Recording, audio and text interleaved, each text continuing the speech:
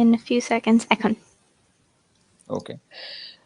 আসসালামু আলাইকুম ভিউয়ার্স, আশা করি ভালো আছেন এবং সুস্থ আছেন। আম, আজকে না বলেই হুট করে লাইভে এসেছি এবং একটা অ্যানাউন্সমেন্ট ছাড়া ছিল। আমার সাথে লাইভে আজকে আছে প্রিসিলা ফাতেমা। সে জয়েন করেছে আমেরিকা থেকে এবং এখানে অনেকেই তাকে আপনারা চেনেন। আমার ভিতর থেকে আমার যারা অডিয়েন্স আছেন আমি জানি, এবং হয়তোবা তার অডিয়েন্স অনেকে আমাকে চেনে। আমাদের 2018 প্রিসিলা আমাদের লাইভটা কবে ছিল, ফার্স্ট যে লাইভটা করেছিলাম? I think it was in late 2018. হ্যাঁ হ্যাঁ হ্যাঁ, সেটা আমি ছিল। তো আবার প্রায় 2 ইয়ার্স ব্যাক, 2 বছর পরে আমরা আবার একটা লাইভ করছি। তো Mhm. এটা একটা আনন্দের বিষয়। আচ্ছা, তো আজকে আসলে বিষয়টা হচ্ছে যে পিসিরা আজকে হোস্ট হবে এবং সে আমাকে ফ্রিল্যান্সিং নিয়ে প্রশ্ন করবে। তো আমি চাইলাম যে এটা আমি আমার পেজ থেকেই করি। কেন করছি, কারণ হচ্ছে সেও বেটার কিছু কাজ করছে তার পেজে। এই কারণে আমরা জাস্ট একটা কোলাবোরেশন করছি। তো ওর পেজের লিঙ্কটি দেওয়া আছে ইয়াতে, ক্যাপশনে। আপনারা চাইলে তার পেজে গিয়ে লাইক দিতে পারেন। এবং আমি চাই যে এই ধরনের মানুষগুলোর সাথে আপনারা অ্যাটাচ থাকবেন, তাহলে অনেক কিছু জানতে পারবেন। আমি চাইবো যে তার পেজে গিয়ে আপনারা তার অ্যাক্টিভিটিস গুলো দেখবেন, আশা করি ভালো লাগতে পারে। সো আজকের টপিকটি হচ্ছে ফ্রিল্যান্সিং নিয়ে। এবং যেহেতু আমার এটা ইউটিউবেও যাবে এবং তার পেজেও যাবে, তুমি শেয়ার দিয়ে দিও। সেক্ষেত্রে সে জানাতে চায় তার অডিয়েন্সকে যে অ্যাকচুয়ালি ফ্রিল্যান্সিংটা কি জিনিস, যেটা অলরেডি আপনারা অনেকেই জানেন। তো সে আমাকে হোস্ট হিসেবে কিছু কোশ্চেন্স করবে। এবার আমি তোমাকে বলি, তুমি ইন্ট্রোডিউস করো নিজেকে। আমি তোমার বিষয়ে বললাম, জাস্ট নাম বলেছি, বাকি তুমি বলো। আমি একটু দেখি পেজের মধ্যে কি অবস্থা। জি, থ্যাংক ইউ। আসসালামু আলাইকুম সবাইকে। আমার নাম হচ্ছে প্রিসিলা। আমি একজন ফুল টাইম স্টুডেন্ট এবং এই পার্ট টাইম ইউটিউবার। আমি অনেক সোশ্যাল অ্যাওয়ারনেস ভিডিওস তৈরি করি। আম, কথা বলি বা অর্গান ডোনেশনস, ব্লাড ডোনেশনস, একে অন্যকে হেল্প করা, রেসপেক্ট করা।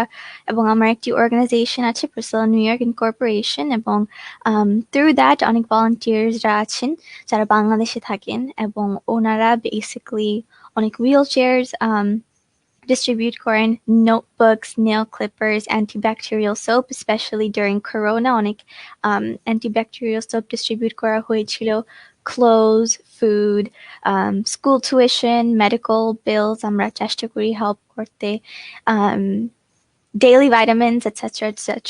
Basically different necessities আমরা চেষ্টা করি distribute করতে. So এটা হচ্ছে আমার ছোট একটি introduction, and like আপনি introduce করেছেন, আমরা কথা বলবো about lots of freelancing. আহ এইটাকে তুমি কি ছোট ইন্ট্রোডাকশন বলছো, মানে ছোট পরিচয় বলছো? ঠিক, এটা আসলে কি ছোট?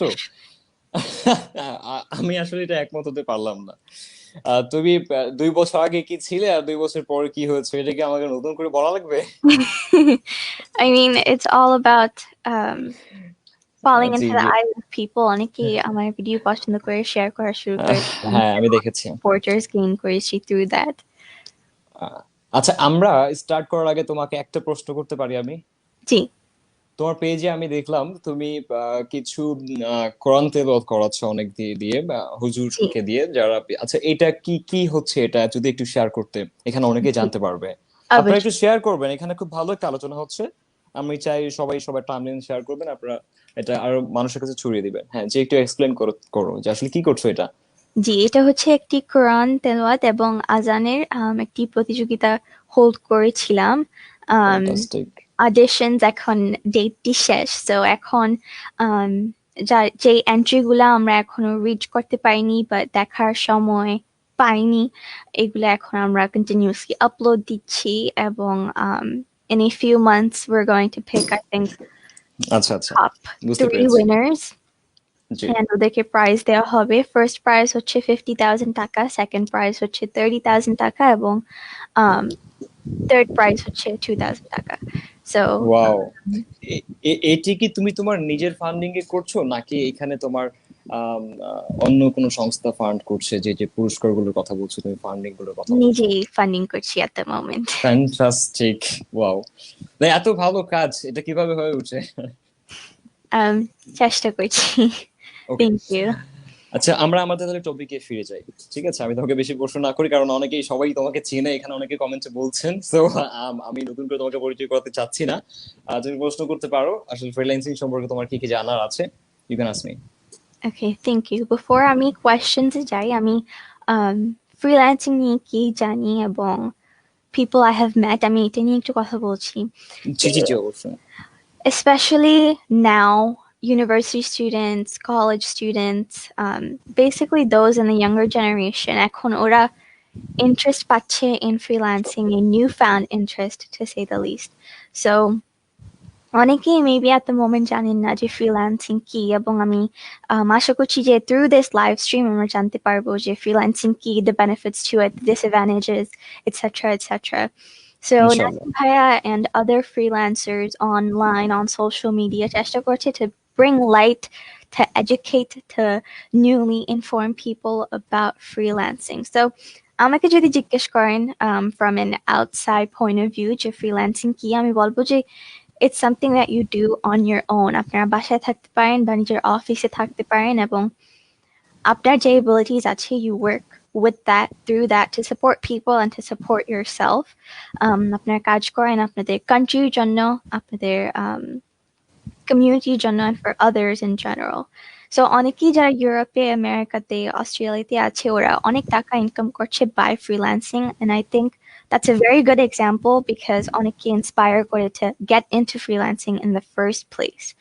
So জি আমরা studying শেষ করি, অনেকে studying শেষ করি, ওরা 6 to 8 লাখ টাকা spend করে to go to the Middle East, do hard work, right. etc., etc. But this is a very hard same life, to same say the কাজটা least. কিন্তু, একটু ইন্টারাপ্ট করি, সেম কাজটা কিন্তু Mhm. আমরাই করছি। লাইক হচ্ছে যে তাদেরকে অনেক টাকা খরচ করে বিদেশে যেতে হয় এবং তারা ওখানে কাজ করছে এবং রেমিটেন্স দেশে পাঠাচ্ছে। এবং এমনও ফ্রিল্যান্সার্স আছে যারা কিনা একজন প্রবাসী থেকেও বেটার ভালো একটা অ্যামাউন্ট আর্নিং করে, সে কিন্তু দেশে থেকে কাজটা করছে, জি। তাই না? জি জি জি। So আমি basically অনেকেই request করি যে if সময় থাকে, spend some time learning, learn something new, learn something that you already know, like advance your knowledge. তারপর আমরা comfortably কাজ করতে পারি while at the same time having an income to support ourselves and support our families as well. So freelancing it, I think it's a very cool thing because নিজের boss নেই, আপনি হচ্ছেন আপনার নিজের boss. So I think that's something yes. very হ্যাঁ হ্যাঁ, আমি interesting. নিজেরই বস বলা যায়, রাইট? আমি আমার অফিসে তো কখন যাই কখন আসছে আমাকে কেউ জিজ্ঞেস করে না যে কখন গেছেন কখন আসছেন। Mhm. Right. So অনেকেই মনে করে যে এটা কি hard job. I mean, every job is hard in its own way, I think. So আমরা যদি জানি কিভাবে technology use করতে, আমরা সবাই জানি cell phones কিভাবে use করতে, and we can use that to our benefits. অনেকেই cell phones use করতে পারে, smartphones use করতে পারে, technology use করতে পারে, and it's not a hard thing to learn. United States, 5-year-old kids নিজের apps develop করছে. So that's really? হ্যাঁ, অনেকেই এমন মাই গড। stories um, share করছে. So that's a very আচ্ছা interesting আচ্ছা। thing, and it shows that আমরা যদি চেষ্টা করি তাহলে nothing is really impossible. So জি। অনেকেই এই field এ কাজ করছে, especially now. অনেকেই ইন্ডিয়া থেকে freelancing শুরু করেছে, and they're working ওদের বাসা থেকে, ওদের অফিস থেকে, from their country ওরা American freelancing jobs করছে। এখন ফিলিপিনো পিপলও শুরু করেছে এটা করা। So আমি বলবো না যে নাসিম ভাইয়ের কাছে যেতে হবে freelancing শিখতে or anything like that, because অনেকেই আছে in general online and on social media যারা um, different skills শিখাচ্ছে that's G. necessary. So আমি বলবো that it's important to be yourself, নিজের value জানতে, and if help লাগে তাহলে অবশ্যই there's multiple people to help. আমি রাইট। দুইটি stories share করতে চাই, two people that I'm familiar with. একজন freelancing শুরু করেছিল I think 2 or 3 years ago, এবং through freelancing উনি একটি বাড়ি কিনেছে and is on track to buy a car as well. Wow. এবং আরেকজন আছেন যারা যিনি $100,000 earn করে per month, এবং উনি ছিলেন একজন মাদ্রাসা student. So wow. এটা show করে যে it's possible to be successful in this field. So আমি সবকিছু কিভাবে জানি because আমি একটি small YouTuber, and I think YouTubing হচ্ছে your own form of freelancing, to say the least, because you are your own boss. এবং like জি YouTubing, different things করতে হয় on different social media platforms, and I think it's a small part of freelancing. So right, obviously. so যারা join করেছেন, আপনি কি briefly explain করতে পারবেন freelancing কি এবং why it's different compared to other jobs? Fine, thank you, good questions. এখানে একটা জিনিস নিয়ে আমি একটু প্রথমে কথা বলি যে তুমি একটু আগে বললে যে ইউএস এর মধ্যে 5 বছরের বাচ্চারাও অ্যাপস ডেভেলপ করছে, রাইট? Yes. জি। আমরা যখন আমাদের কান্ট্রিতে এই কথাটা বলতে যাই তখন আহ, বিভিন্ন মতামত চলে আসে। ফার্স্ট যেটা সব থেকে কমন সেটা হচ্ছে কি যে ইউএস একটা অনেক ফাস্ট কান্ট্রি একটা, এবং তাদের অনেক টেকনোলজির ব্যবহার আছে, এবং শুরু থেকে তারা অনেক জিনিসের সাথে সম্পর্কিত হয় টেকনোলজির সাথে বলেই তাদের বাচ্চারা আসলে খুব ইজিলি এত দূর যেতে পারে খুব অল্প বয়সে। তাহলে আমি এখানে আবার উত্তরটা এইভাবে দিই। যদি ধরুন যে আজকে ইউএস এর মধ্যে 100টা বাসা হলে 100টা বাসাতেই কম্পিউটার আছে, সেই জায়গায় যদি বাংলাদেশের কথা চিন্তা করি 100টা বাসা না হলেও বাংলাদেশে 5টা বাসার কম্পিউটার থাকা উচিত, আছে অবশ্যই অ্যাভেলেবল। তাহলে আমেরিকা যদি 100% করতে পারে, ওয়াই নট আমরা বাংলাদেশের থেকে অন্তত 5% করতে পারবো না কেন? অবশ্যই, বাট আমরা চেষ্টা করি না। ঠিক আছে, সো আমাদের দেশের মধ্যে ক্লাস 5 এর বাচ্চার অ্যাপ ডেভেলপ করবো, এটা আমরা হ্যাঁ চিন্তা করতে পারি কিভাবে। আমেরিকার মধ্যে যদি চিন্তা করি যে আমাদের আমেরিকার মধ্যে 10টা বাচ্চা ক্লাস 5-এ যদি হয়, তাদের মধ্যে 5-6 জনকে যদি এই প্রোগ্রামিং শেখানো যায়, তারা তাদের অ্যাপ ডেভেলপ করতে সক্ষম হয়। আমাদের দেশে যদি এটা চিন্তা করি তাহলে ঠিক আছে, আমরা 5টা বাচ্চাকে নিলাম না, আমরা 10 জনকে শেখাচ্ছি, কিন্তু সেখান থেকে একটা বের হলে এই ফিচারে কিন্তু আরো 10 জনকে করবে। এই মাইন্ডসেটটা তৈরি করতে হবে। এনিওয়েজ, প্রসেস হলো যে ফ্রিল্যান্সিংটা আসলে ব্রিফলি ডিসক্রাইব করতে বলেছো তুমি, ফাইন। ফ্রিল্যান্সিংটা হচ্ছে কি যে এটাকে আমরা একটা মুক্ত পেশা হিসেবে ধরি। ঠিক আছে, দর্শক যারা দেখছেন, আমি চাইবো, এখন অনেক মানুষ দেখছেন দেখছি, একটু শেয়ার করতে ভুলবেন না। ইম্পর্টেন্ট কথা হচ্ছে এখানে, সো ফ্রিল্যান্সিংটা হচ্ছে একটা সোজা কথা একটা মুক্ত একটা পেশা। মুক্ত পেশা বলতে সাধারণ পেশাগুলোর মতো না, যেমন হচ্ছে যে আমাকে একটা টাইম টেবিল মেনটেন করতে হয়, 8টা 5টা বা 8টা 10টা পর্যন্ত সকাল বিকাল পর্যন্ত জব করতে হয়, এবং অনেক নিয়মের মধ্যে চলতে হয়। ঠিক এই জিনিসটা নেই এখানে। এখানে যখন নিজেকে একজন ফ্রিল্যান্সার হিসেবে গড়ে তোলা যায়, ঠিক তখন অ্যাকচুয়ালি এই জিনিসগুলো আর থাকে না, বাট গড়ে তোলার টাইমটাতে একটু কষ্ট করতে হয়, যেটা আমরা ওভার দ্য লাস্ট 10 ইয়ার্স করে এসেছি।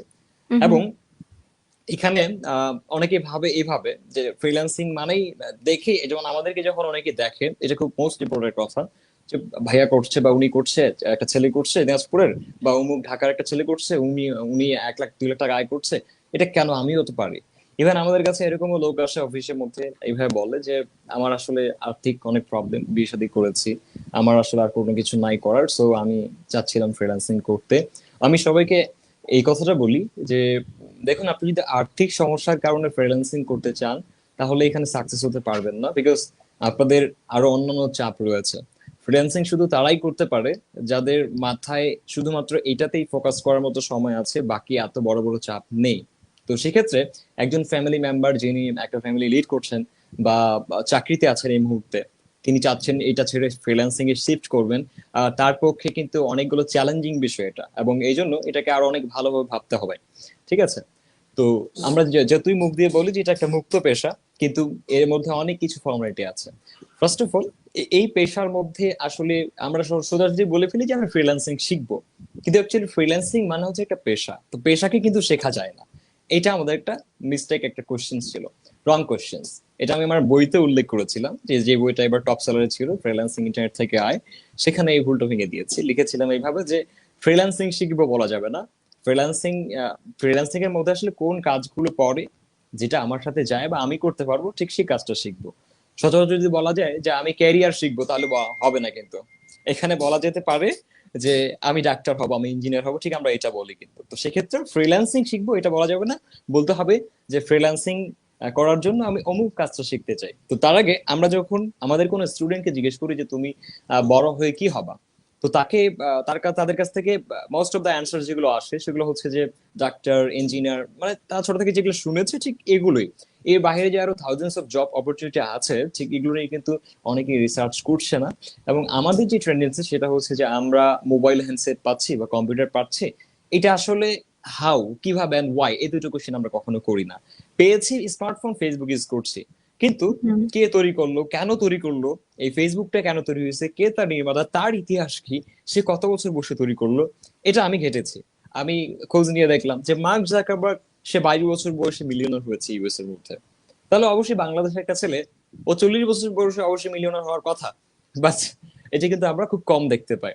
তো সেক্ষেত্রে এগুলোকে আমাদের ব্যবহার করতে হবে, বেশি বেশি করে রিসার্চের উপরে থাকতে হবে। তো এখন আমরা যদি ভাবি যে ফ্রিল্যান্সিং শিখবো, তাহলে আসলে আমাকে খুঁজে নিতে হবে যে এটার মধ্যে কয়টা ক্যাটাগরি আছে। যেমন ক্যারিয়ার বলতে আমরা ডাক্তার, ইঞ্জিনিয়ার, আগে ডিজাইনার বুঝি, বা সরকারি চাকরি বুঝি, এরকম এটার মধ্যে আমাকে ফাইন্ড আউট করতে হবে যে আসলে কয়টা ক্যাটাগরি আছে। তো আমি আমার বইতে উল্লেখ করেছিলাম প্রায় 10 থেকে 15টা ক্যাটাগরি যেগুলো অ্যাভেলেবল, আরো অনেক নতুন নতুন ক্যাটাগরি আসছে। যেমন আর্কিটেক্টের যে জবগুলো আছে ডিজাইনের, সেগুলো কিন্তু 2-3 বছর আগে ছিল না, কিন্তু এখন এগুলো এত পরিমাণে আসছে করোনা ভাইরাসটা স্টার্ট হওয়ার পর থেকে। মানে ক্লায়েন্টসরা তো তাদের অফিসে করাতে পারছে না, ঠিক তখন হুম। এগুলোকে আউটসোর্স করছে অফশোর্স কোম্পানিগুলোর মাধ্যমে। ঠিক আমার একটা ফ্রেন্ড আছে, ফ্রেন্ড বলতে বড় ভাই হবে, তো তিনি এপ্রিলে স্টার্ট করেন আমার ভিডিও দেখে, এবং স্টার্ট করার পরে তিনি বলেন যে আমি আপনার ভিডিওগুলো দেখেছি, এবং আমি ফাইবার একটা অ্যাকাউন্ট করেছি, তার নাম হচ্ছে মেহেদি, আমি তাকে নিয়ে লাইভ করবো 2 দিন পরে। তো সে একজন আর্কিটেক্ট ডিজাইনার, বাংলাদেশ থেকে সে ভালো মানে অর্থ উপার্জন করে। এরপরে উনি আমার সাথে আর যোগাযোগ করেনি। তারপরে তখন উনি আমাকে জুন মাসে বা জুলাই মাসে আমার সাথে একদিন হুট করে দেখা হয়ে যায়, এবং তিনি আমাকে বলে, ভাইয়া আমি একটা জিনিস আপনার কাছে চাই। বলুন কি? বলে যে আমি আমার এই ডলারটা যেটা আমি আর্নিং করেছি, এটা আমি আপনার হাত দিয়ে উইথড্র করতে চাই। তাহলে কত আর্নিং করেছে? তো উনি বললো যে প্রায় 2600 থেকে 2700 ডলার আয় করেছে। কিভাবে? তো আমি যে আর্কিটেক্ট ডিজাইন গুলো, রাতে তো ঘুমাতাম, বাট এখন আমি একটু চেষ্টা করেছিলাম আপনাদের ভিডিও গুলো দেখে ফাইবারে। তো উনি বললেন যে আমি রাতে ঘুমাতাম, দিনে তো আমি আমার কাজ করি, লোকাল কাজ করি, কিন্তু রাতের ঘুম থেকে কিছুটা বাদ দিয়ে আমি এখানে সময় দিলাম দেখে আমার 3 মাসে প্রায় 3 লক্ষ টাকার মতো আসে গেল। তো এই যে অপরচুনিটি গুলো, এগুলো অনেকেই জানে না, এবং অনেকে না জানার কারণে কিন্তু স্টার্টও করে না। উনি এখন বলে যে আমি যদি আরো 5 বছর আগে স্টার্ট করতাম, তাহলে একটা ভালো একটা ফান্ডিং থাকতো আমার। ঠিক আছে। সো নতুন নতুন কাজের অপরচুনিটি আসছে এবং আসতে থাকবে। তো সেক্ষেত্রে এরকম আসলে কি কি কাজ আছে, এগুলো বলতে গেলে মানুষ প্রশ্ন করবে যে কি ধরনের কাজ করা যায়। সো এখানে কি ধরনের কাজ করা যায়, যেহেতু এটা আহ কম্পিউটারের সাথে ইন্টারনেট কানেকশন দিয়ে কাজটা আমাদেরকে করতে হয়, কম্পিউটারে কাজটা করতে হচ্ছে, সেক্ষেত্রে এখানে আমাকে খুঁজে নিতে হবে যে কম্পিউটারে আসলে কি কি ধরনের কাজ করা যায়। তো আমরা যদি কোনো কম্পিউটার ট্রেনিং সেন্টারে যাই, ঠিক সেখানে দেখা যায় যে আমাদেরকে একটা অফিসিয়াল কোর্স করানো হয় 6 মাসের বা 3 মাসের। সেখানে মাইক্রোসফট ওয়ার্ড, এক্সেল এবং সাধারণ কম্পিউটার অপারেটিং আমরা শিখি। বাট এর পাশে আরো অনেক কিছু আছে, সেগুলো কিন্তু আমরা জানার চেষ্টা করি না, এবং না জানার চেষ্টা করলে মানুষ কিন্তু বলবেও না। ঠিক আছে। তো এখানে যদি আমি ভাবতে যাই, আজকে যে আমি মোবাইল অ্যাপটা ইউজ করছি ফেসবুক, আমরা অনেকে আছে এই প্রশ্নটা মাথায় করি না, আচ্ছা অ্যাপটা চলছে কিভাবে, এটা আসলে মেসেজটা যায় কোথায়, কে বানিয়েছে। আমরা শুধু মেসেজ করি কিন্তু এটা ভাবি না। তো এটা যদি আপনি চিন্তা করেন, দেখেন মার্ক জাকারবার্গের অফিস থেকে এই অ্যাপটা তৈরি করা হয়েছে। এই অ্যাপটাকে তৈরি করার জন্য তার কমপক্ষে প্রায় 200-400 এমপ্লয়ি আছে, ডেভেলপার্স আছে, এবং তাদেরকে তিনি প্রায় 2 লাখ থেকে 3 লক্ষ ডলার কি করে প্রতি মাসে বেতন দেয়, আই থিঙ্ক এরকম হতে পারে। আমি একটা রিসার্চে দেখেছিলাম যে অ্যামাজনের মধ্যে যারা জব করেন তাদের ম্যাক্সিমাম বেতন হচ্ছে প্রায় 600, 600K ডলার, আর ফেসবুকের আরো বেশি ছিল। তো এদের ক্যারিয়ারটা এত হাই লেভেল কেন?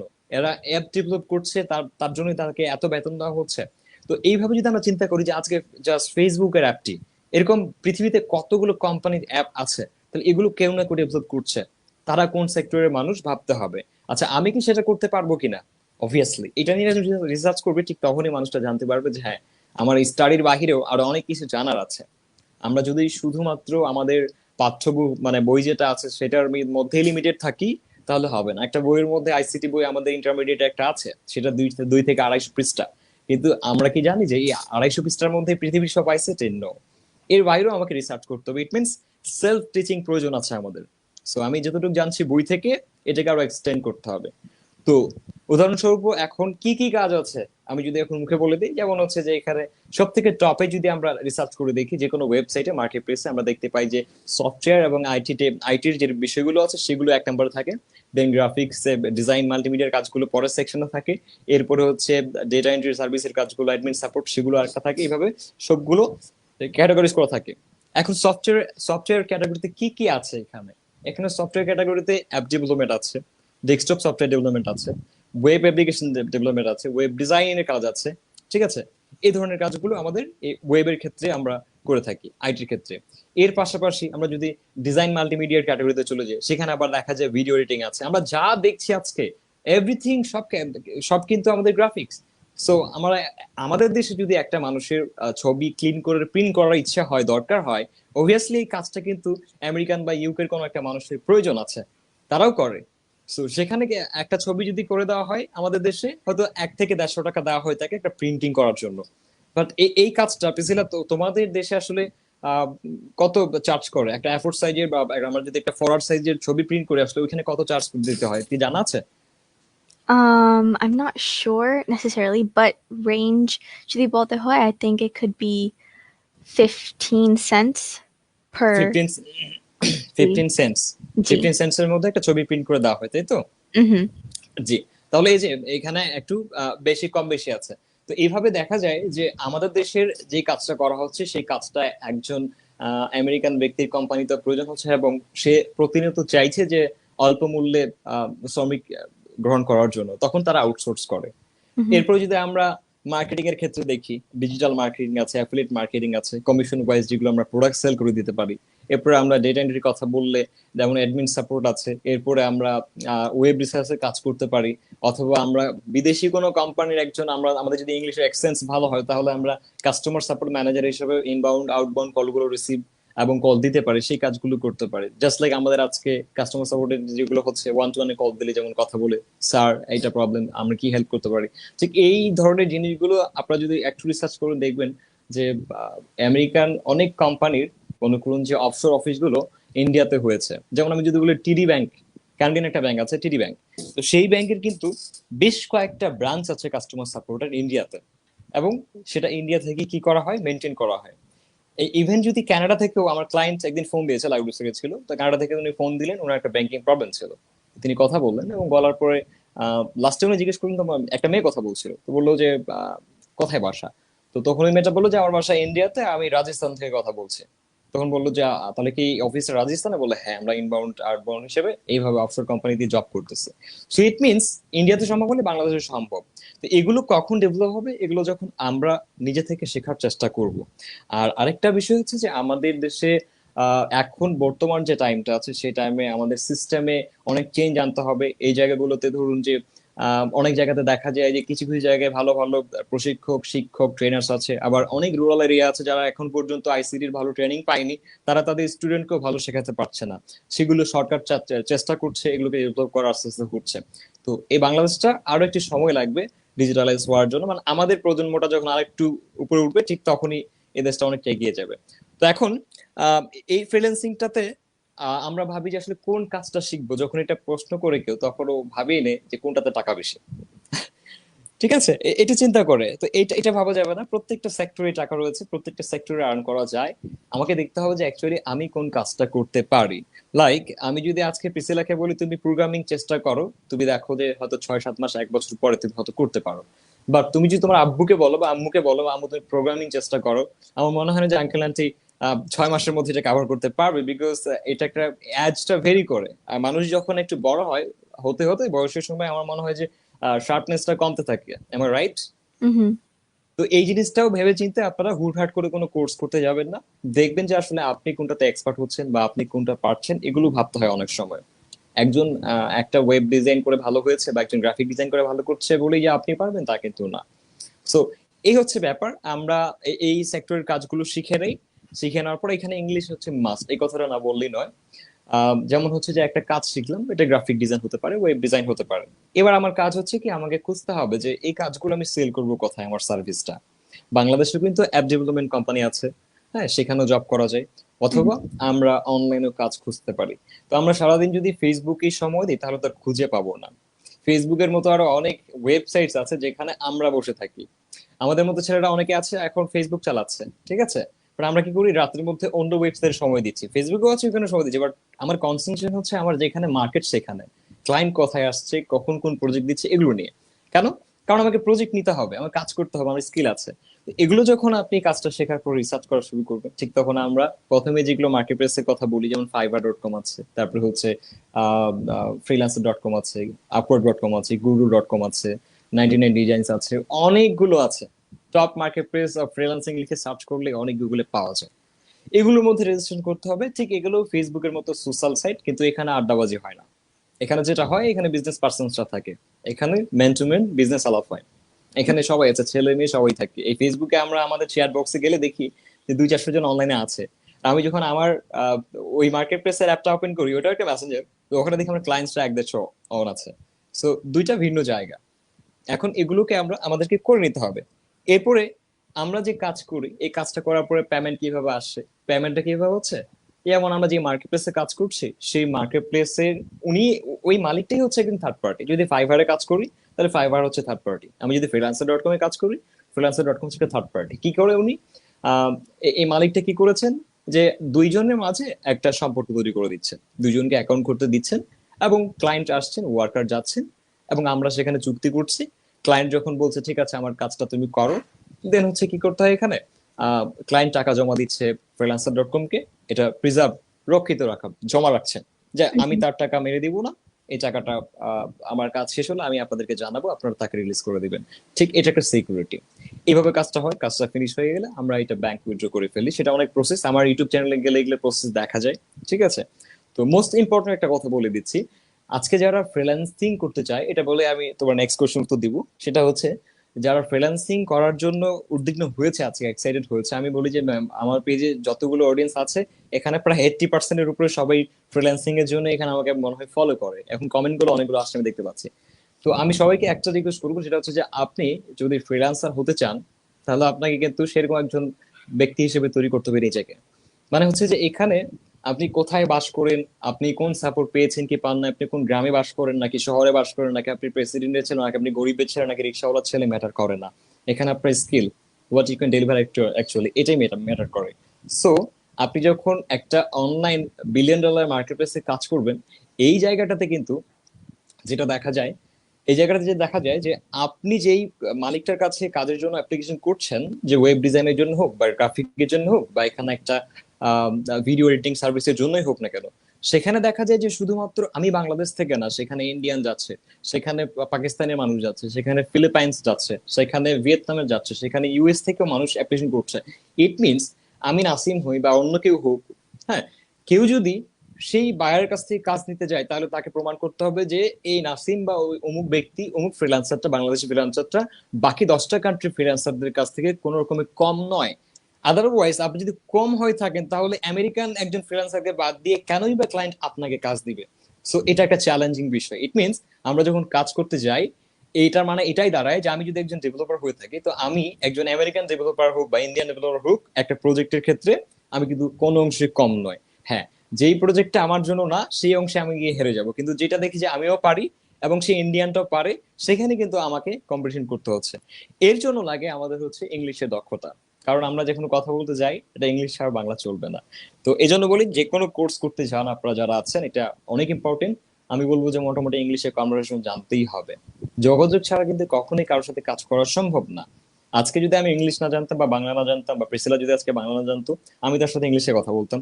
এন্ড ইংলিশে কথা বললে হবে কি, যে আমার অ্যাকসেন্টটা যদি ঠিক না হতো ওর বুঝতে সমস্যা হতো, আবার তার অ্যাকসেন্টটা আমি না বুঝতে পারি। সো এরকম অনেক প্রবলেম হয়। বা একটা উত্তরবঙ্গের মানুষ একটা দক্ষিণবঙ্গে যদি এসে কথা বলে তার নিজের ভাষায়, তাহলে কিন্তু সেই একটা অফিসের মধ্যে এই কাজগুলো করতে পারবে না, বেশিক্ষণ স্বাচ্ছন্দ্য মনে হবে না। তো এই জন্য ল্যাঙ্গুয়েজটা অনেক অনেক ইম্পর্টেন্ট। এইটা শিখেই এরপরে আপনি স্কিলটা গেইন করার চেষ্টা করেন। তার আগে যদি আপনি ডিরেক্টলি কোর্স শিখতে যান, টাইমটা শুধু বৃথা, আর কিছুই না। বা আপনি একসঙ্গে ইংলিশও শিখছেন, কোন একটা কোর্স শিখছেন, এটা হতে পারে। আর কোর্স অ্যাকচুয়ালি শিখতে হয় না, ইউটিউবে সবকিছু রয়েছে। আজকে যাদেরকে আমরা দেখতে পাই যে ফ্রিল্যান্সার, তারা যেটা হয় অ্যাকচুয়ালি 90%-এর উপরে ফ্রিল্যান্সার তারা নিজের দক্ষতায় ফ্রিল্যান্সার হয়েছে। টু বি অনেস্ট, আমি নিজেই একজন প্রমাণ। সো আমরা যাদেরকে দেখতে পাই যে ভালো আর্নিং করছে, আপনারা বিশ্বাস করবেন না, এই মানুষগুলো একদম নিজের দক্ষতায় হয়েছে, কোনো কোথাও কোর্স করেনি। তাহলে তারা যদি করতে পারে আজকে 2020 সালে, আপনারা করতে পারবেন, ইউটিউব থেকেই করতে পারবেন। কনসেন্ট্রেশন ঠিক রাখতে হবে। দ্যাটস ইট, এই ছিল প্রশ্ন উত্তর। নেক্সট কোশ্চেন তুমি করতে পারো। Before আমরা নেক্সট কোয়েশ্চেনে যাই, আমি বলতে চাই যে যারা কমেন্ট সেকশনে আছেন, আপনাদের যদি কোনো কোয়েশ্চেন্স থাকে then please do leave it in the comment section, and আশা করছি আপনারা এই লাইভ স্ট্রিমটি শেয়ার করবেন। Speaking of questions, Mizanur Rahman ভাইয়া কমেন্ট করেছেন যে আপনার বইয়ের জি, নামটি কি? আচ্ছা আচ্ছা, বইয়ের নামটি হচ্ছে ফ্রিল্যান্সিং ইন্টারনেট হতে আয়। এটা আপনি রকমারিতে গেলেই পেয়ে যাবেন। আপনি যদি ফ্রিল্যান্সিং ও আউটসোর্সিং ক্যাটাগরিতে ঢুকেন তাহলে 2-1 নাম্বারের মধ্যে বা 3 নাম্বারের মধ্যে পেয়ে যাবেন। লেখা আছে ফ্রিল্যান্সিং ইন্টারনেট হতে আয়। আপনি অনলাইন অর্ডার করে তারা আপনাকে কুরিয়ার পাঠিয়ে দিবে। Thank you very very much. এবং আপনি কি জানেন যে বাংলাদেশে বা ইন্ডিয়াতে বা ফিলিপিন্সে how many people, or like an estimate of how many people এখন freelancing করছে, because compared to now, করে previously freelancing um এত বেশি popular ছিল না, or এত বেশি well known ছিল না, to say G the least. So আপনার কি কোনো idea আছে যে numbers গুলো কিভাবে increase জি হয়েছে? অবভিয়াসলি আইডিয়া আছে। এবং বাংলাদেশে আমরা গত বছর রিসার্চে দেখেছি যে প্রায় 6,50,000 ফ্রিল্যান্সার বাংলাদেশে নিউজে বলে, কিন্তু আমরা 1 লক্ষ দেখতে পাই না। ঠিক আছে, লাইক ইউটিউবের মধ্যে যদি দেখি কোনো ফ্রিল্যান্সার বা আমরা ফেসবুকে চিনি, তো হতে পারে 1,000-2,000 চিনতে পারি। ঠিক আছে, এর বেশি আমরা অনলাইনে অনেকে দেখতে পাই না, কারণ তারা অনেক ব্যস্ত থাকে, অনেক কাজে কর্মে থাকে। আমরা হয়তো বা আমাদের কাজের পাশাপাশি ইউটিউবিং করছি, এসে শেখানোর চেষ্টা করছি। সবাই তো এটা নাও করতে পারে, এটাই। তো বাংলাদেশে আছে অনেক ভালো ভালো ফ্রিল্যান্সাররা আছে, অনেক বড় ফ্রিল্যান্সাররাও আছে, এবং একটা ভালো কমিউনিটি আছে। ঠিক আছে, মানুষ আয় করছে। বাংলাদেশ ব্যাংকের রিসার্চ অনুযায়ী গত 17-18 অর্থ বছর একটা ইয়ে ছিল, $50 কোটি শুধু ফ্রিল্যান্সিং খাত থেকে আসে। এটা আমাদের অর্থনীতিতে কিন্তু অনেক বড় একটা ভূমিকা পালন করে। ঠিক আছে, তো এটা আমরা মনে করি যে প্রবাসী যারা আর্নিং করছে, আমরা আমাদেরকে একটা রেমিটেন্স যোদ্ধা হিসেবে তাদের সাথে তুলনা করতে পারি। Mhm. তারা যে কাজটা করে আমরা সেই কাজটাই করছি। তো এইটা আসলে ইনক্রিজ হওয়ার কারণ কি, এই করোনা কালে আমি দেখেছি এটার আরো অনেক বেশি ইয়ে পেয়েছে, পপুলারিটি পেয়েছে। কারণ হচ্ছে যে মানুষ বুঝতে পেরেছে অ্যাকচুয়ালি যে বাইরে গিয়ে চাকরি না করলে আসলে এরপরে আর কি করা যায়। আমি মাঝে মাঝে লক্ষ্য করি যে আমার ফেসবুকের প্রোফাইলে দেখা যায় যে কোনো মেয়ে আছে, কোনো ছেলে আছে, তারা বিভিন্ন রকম প্রোডাক্ট সেল করছে অনলাইনে। আগে কিন্তু তারা এগুলো করতো না। ঠিক আছে, তো এই যে তারা ভাবছে, এইটা ভাবতে গিয়ে তারা দেখছে যে ফ্রিল্যান্সিং মানে যে এখন অর্থের ব্যাপারটা চলে আসছে, ঠিক তখন ওরা ভাবছে যে আসলে কি করা যায়, কি করা যায়। তখন ওরা খুঁজে পেলো যে অনলাইনে সেল করে আমি আর্নিং করতে পারি। এটা করতে করতে আরো কোনো সন্ধান পাচ্ছে যে না, এর থেকে বেটার ফ্রিল্যান্সিংও করা যায়। তখন তোরা এইভাবে যাচ্ছে। এর পাশাপাশি ধরো যে আমাদের দেশে নিউজ পত্রিকাগুলোতে ফ্রিল্যান্সিং বিষয়ে বলা হয়, ঠিক সেগুলো থেকে, বা আমার মতো অনেকে ইউটিউবে ফ্রিল্যান্সিং নিয়ে কথা বলছে, আমি বলছি, ঠিক এগুলো থেকে প্রত্যেকটা সোর্স থেকে আসছে, এবং এখান থেকে অ্যাকচুয়ালি নাম্বারটা ইনক্রিজ হচ্ছে। তো আশা করা যায় যে আমরা এটা আরো অনেক ডেভেলপ করতে পারবো, এবং আমাদের ফ্রিল্যান্সার সংখ্যা আরো 6 থেকে 10-20 লাখ পর্যন্ত হয়ে যাবে, যেমন ইন্ডিয়াতে প্রায় 15 million maybe. Mhm. G Thank you very, very much share করার জন্য। এবং I think in the beginning of this live stream, Mominur Rahman ভাইয়া কমেন্ট করেছেন যে per year একটি স্যালারি কি হতে পারে, এবং এই কোয়েশ্চেনের সাথে আমি একটু অ্যাড করতে চাই যে জি um, একজন নতুন ফ্রিল্যান্সার যাদের অনেক সময় থাকে, or hmm hmm hmm hmm time to progress, ওনারা যদি 8 hours per day কাজ করে, তাহলে in a month what is the minimum salary and what can be the maximum salary? আচ্ছা, গুড কোয়েশ্চেন্স। ব্যাপারটা হচ্ছে কি যে এখানে এমন বিষয়টা না যে আমি একটা কাজ করছি, আমাকে সাধারণ চাকরির মতো আমাকে পেমেন্ট করবে, এরকম না। এমনও দেখা যায় যে কোনো মাসে আপনার আর্নিং হবে না, 2 মাসও বসে আছেন। 3 মাসের জায়গায় দেখা যায় যে একটা প্রজেক্ট এসেছে, 5-6 লাখ টাকা আর্নিং হয়ে গেছে, বা 1 লাখ টাকা আয় হয়ে গেছে। বা সারা মাস বসে আছি, মাসের শেষে দেখা যায় $200-300 আয় হয়ে গেছে। তো $300 মানে হচ্ছে এখানে 24 থেকে 25 হাজার টাকা বাংলাদেশে। সেটা কিন্তু এই ধরনের একটা সরকারি চাকরি ম্যানেজ করতে গেলে এখন অনেক অনেক ঝামেলা পোকাতে হয় আমাদেরকে, মামা চাচা লাগে। বা সাধারণ 20,000 টাকা দামের চাকরি প্রাইভেট কোম্পানিগুলো তো আমরা আজকে ভালো ভালো সার্টিফিকেট দিয়ে খুঁজে পাই না, দেখা যায় আমরা যদি রিসার্চ করে দেখি। তো সেক্ষেত্রে ফ্রিল্যান্সিং এ আর্নিংটা এইভাবে হয় না, বাট আমরা গড়ে একটা হিসাব করতে পারি। একজন ভালো ওয়েব ডেভেলপার যদি হয়, বা ভালো একজন গ্রাফিক ডিজাইনার হয়, বা ভালো একজন ডিজিটাল মার্কেটার হয়, তো এগুলো আসলে ম্যান টু ম্যান ভ্যারি করে কে কতক্ষণ কাজ করছে। ধরা যাক যদি আমরা প্রতিনিয়ত চেষ্টা করে থাকি কাজ করার জন্য, তাহলে যদি আমি মাসে অন্তত 5টা প্রজেক্ট ম্যানেজ করতে পারি, এখান থেকে দেখা যায় যে $1,000 আয় করা সম্ভব। ঠিক আছে, আমার এমনও সময় গেছে যে আমি এক মাসে 15 লক্ষ টাকা পর্যন্ত আয় করেছি, এমনও সময় গেছে এক মাসে 20,000 টাকা আয় করেছি, এমনও সময় গেছে মাসে কোনো আর্নিং এ হয়নি। সিরিয়াসলি বলছি। সো এটা ভেরি করবে, বাট আমরা বছরের শেষে দেখি যে না, থাকে মোটামুটি। বছরের শেষে দেখা যায় মান্থলি 1-2 লাখ টাকা বা 1 লাখ টাকা থাকছে। এটা একদম যারা ভালো পজিশনে ফ্রিল্যান্সিং করছে তাদের জন্য। আর নতুন অবস্থায় যদি স্টার্ট করে, তাহলে এটা আসলে শুরুর দিকে আমি বলবো যে মাসে অন্তত $200, $150 এইভাবে স্টার্ট করতে করতে আসলে এটা বেড়ে যায় এক সময়। Thank you very, very much share করার জন্য। once again যারা কমেন্ট সেকশনে আছেন, আশা করছি যে আপনারা এই লাইভ স্ট্রিমটি শেয়ার করবেন। সো যারা ইয়াং জেনারেশনে আছে, ওনারা এখন a newfound interest পেয়েছে in freelancing, like I said in the beginning of this live stream. So আপনার কি কোনো advice আছে যারা younger generation এ আছে এবং freelancing শুরু করতে চায়? অবভিয়াসলি আমি এটা নিয়ে প্রতিনিয়তই বলে যাই, আমার পেজে আমি এগুলো নিয়ে কথা বলি অলওয়েজ, সো আমার আসলে একটা জিনিস আমি অনেক চেষ্টা করি, অনেক দিন ধরেই চেষ্টা করছি একটা জিনিস বোঝানোর জন্য, সেটা হচ্ছে যে আমরা কোনো বাড়তি সময় যেন নষ্ট না করি।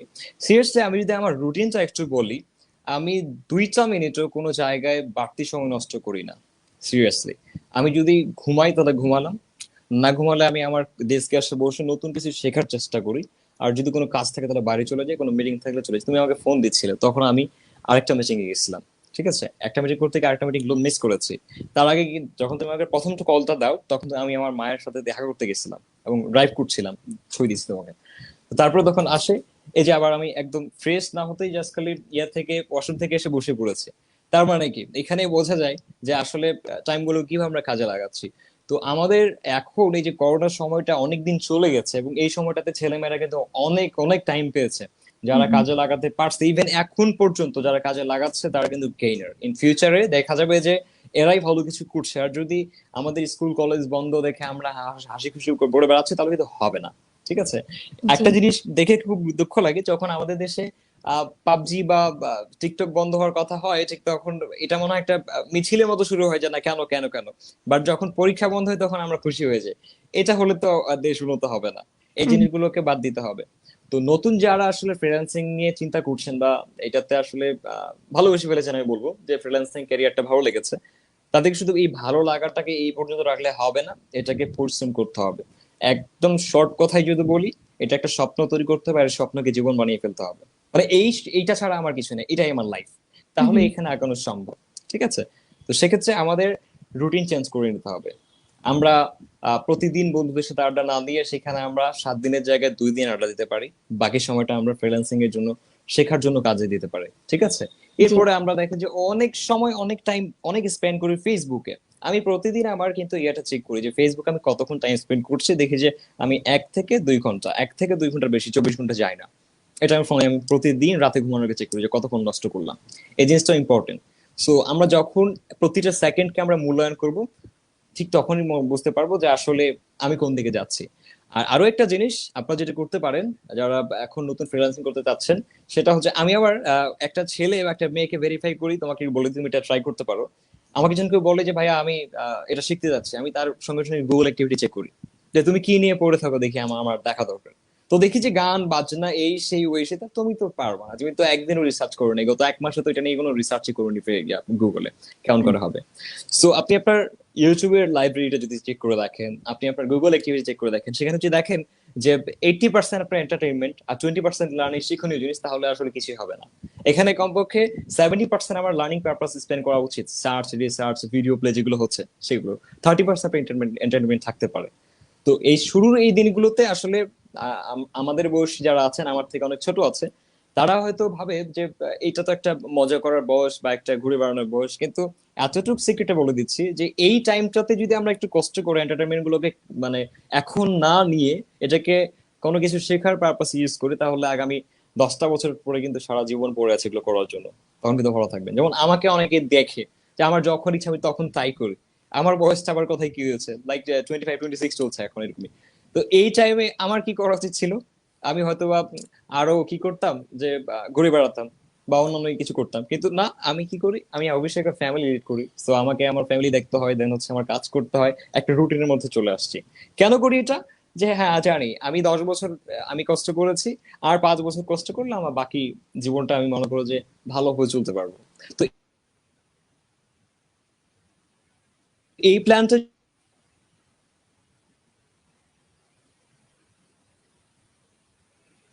যদি সবাই নিয়ে আগায়, তা শুরু থেকে ক্লাস 5 থেকে শুরু করে গেছিল।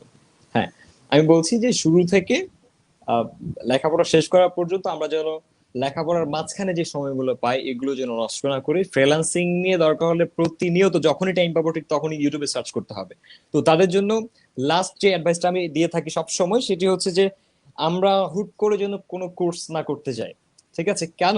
কারণ হচ্ছে আমরা যদি ফ্রিল্যান্সিং এর কোর্স গুলোতে দেখি যে একটা করে কোর্সের মূল্য হচ্ছে 5,000, 10,000, 20,000, 30,000, 40,000 পর্যন্ত, 1 লাখ পর্যন্ত আছে।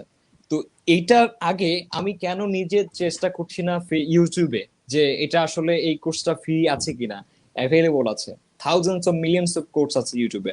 এখন এই জায়গাটাতে আমাকে আগে ট্রাই করা উচিত যে আমার কি ইউটিউব দেখে হচ্ছে কিনা, যদি সেটা থেকে আমি শিখতে পারি, তাহলে আই থিঙ্ক আমরা আমাদের যে টাকা পয়সাগুলো আমরা ফ্যামিলি থেকে পেয়ে থাকি, সেটা কিন্তু অ্যাকচুয়ালি বাবা মারা কষ্ট করে উপার্জন করেন। আমি চাই না যে এই টাকাটা আপনার সোজাসুজি চেষ্টা না করে একটা ট্রেনিং সেন্টারে দিয়ে আসেন। কোর্স করবেন ঠিক আছে, বাট আগে নিজে ট্রাই করে দেখুন, তাহলে বুঝতে পারবে। ঠিক আছে, এটা এটা প্রথমে করতে হবে। কতদিন সময় দিতে হবে? ইউটিউবে অন্তত 2 মাসের মতো সময় দেন।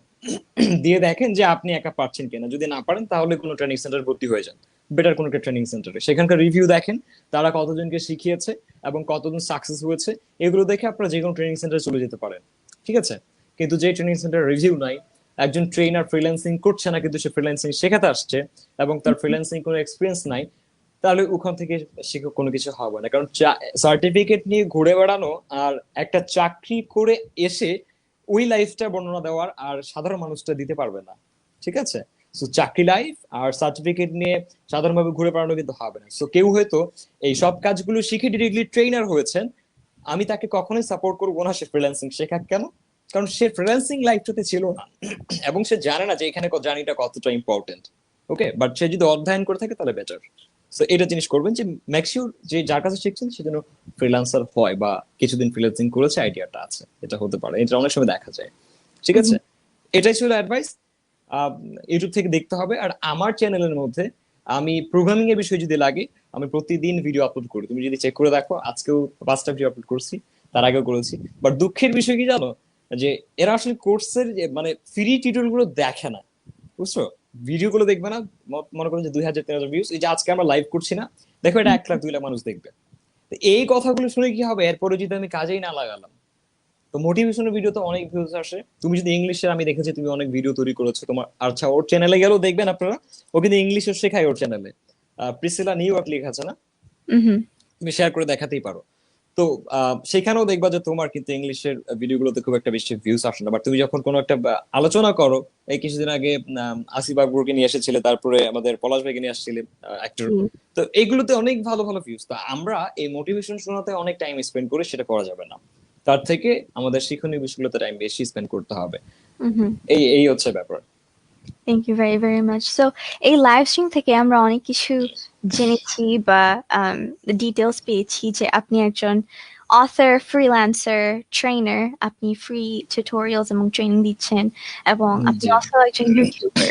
ও সো আচ্ছা, আরেকটা জিনিস বলে দেই, এটা এটা বলা হয় না। সেটা হচ্ছে যে আমাদের একটা গ্রুপ আছে, এফএনস ক্লাব। ঠিক আছে, FN অ্যাপোস্ট্রোফ এস দিয়ে ক্লাব, এফএনস হচ্ছে ফ্রিল্যান্সার নাসিমস ক্লাব। সো এইখানে আমরা যেটা করি, আমাদের এখন 75,000 মেম্বার্স। এটা আমি 2 মাস আগে খুলেছি বা 3 মাস আগে। এখানে যেটা হয় সেটা হচ্ছে যে এই ক্লাবের মধ্যে এই যারা মেম্বার্স আছে সবাই শিখছে। ঠিক আছে, সবাই একবদ্ধ শিখছে। কেউ যদি কোনো কিছু না পারছে, গ্রুপে পোস্ট করছে, ইনস্ট্যান্টলি সে আবার উত্তরটা পেয়ে যাচ্ছে, মানে একে অপরে নলেজ এক্সচেঞ্জ করছে। তো আপনারা যদি এই ভিডিওগুলো দেখতে গিয়ে কোনো প্রবলেমে পড়েন, তাহলে আমাদের গ্রুপে জিজ্ঞেস করতে পারেন। ইনস্ট্যান্টলি আমাদের অনেক ছেলেরা আছে, ভলেন্টিয়ার্স আছে, তারা কিন্তু আপনাদেরকে হেল্প করবে। অনেকে বলে যে ভাইয়া ভিডিও দেখতে গেলে আসলে অনেক সময় কোনো কিছু না বুঝলে সেখানে পর আপনাকে পাবো না। এটার জন্য কিন্তু আমি একা তো সবাইকে সাপোর্ট দিতে পারি না, সেই জন্য কিন্তু আমাদের গ্রুপটা করা। এবং আমাদের অফিসের অনেক ছেলে আছে, বাইরের অনেক ভলেন্টিয়ার্স আছে, যারা ফ্রিলি সবাইকে ওখানে হেল্প করছে। তো আপনারা যদি ভিডিও দেখতে গিয়ে কোনো প্রবলেম পড়েন বা কোনো ওর ভিডিও দেখছেন, ইংলিশ দেখছেন, প্রবলেম পড়ছেন, আপনি যদি একটু ক্লাবে গিয়ে বলেন যে স্ক্রিনশট দিয়ে যে এটা এটা বুঝি নাই, আমাকে কেউ বুঝিয়ে দেন, আপনি কিন্তু 5 মিনিটের মধ্যে এই উত্তরটা সবাই দিয়ে দিবে। তাহলে সাপোর্ট তো হয়ে গেল, আর কোনো বাধা থাকার কথা না।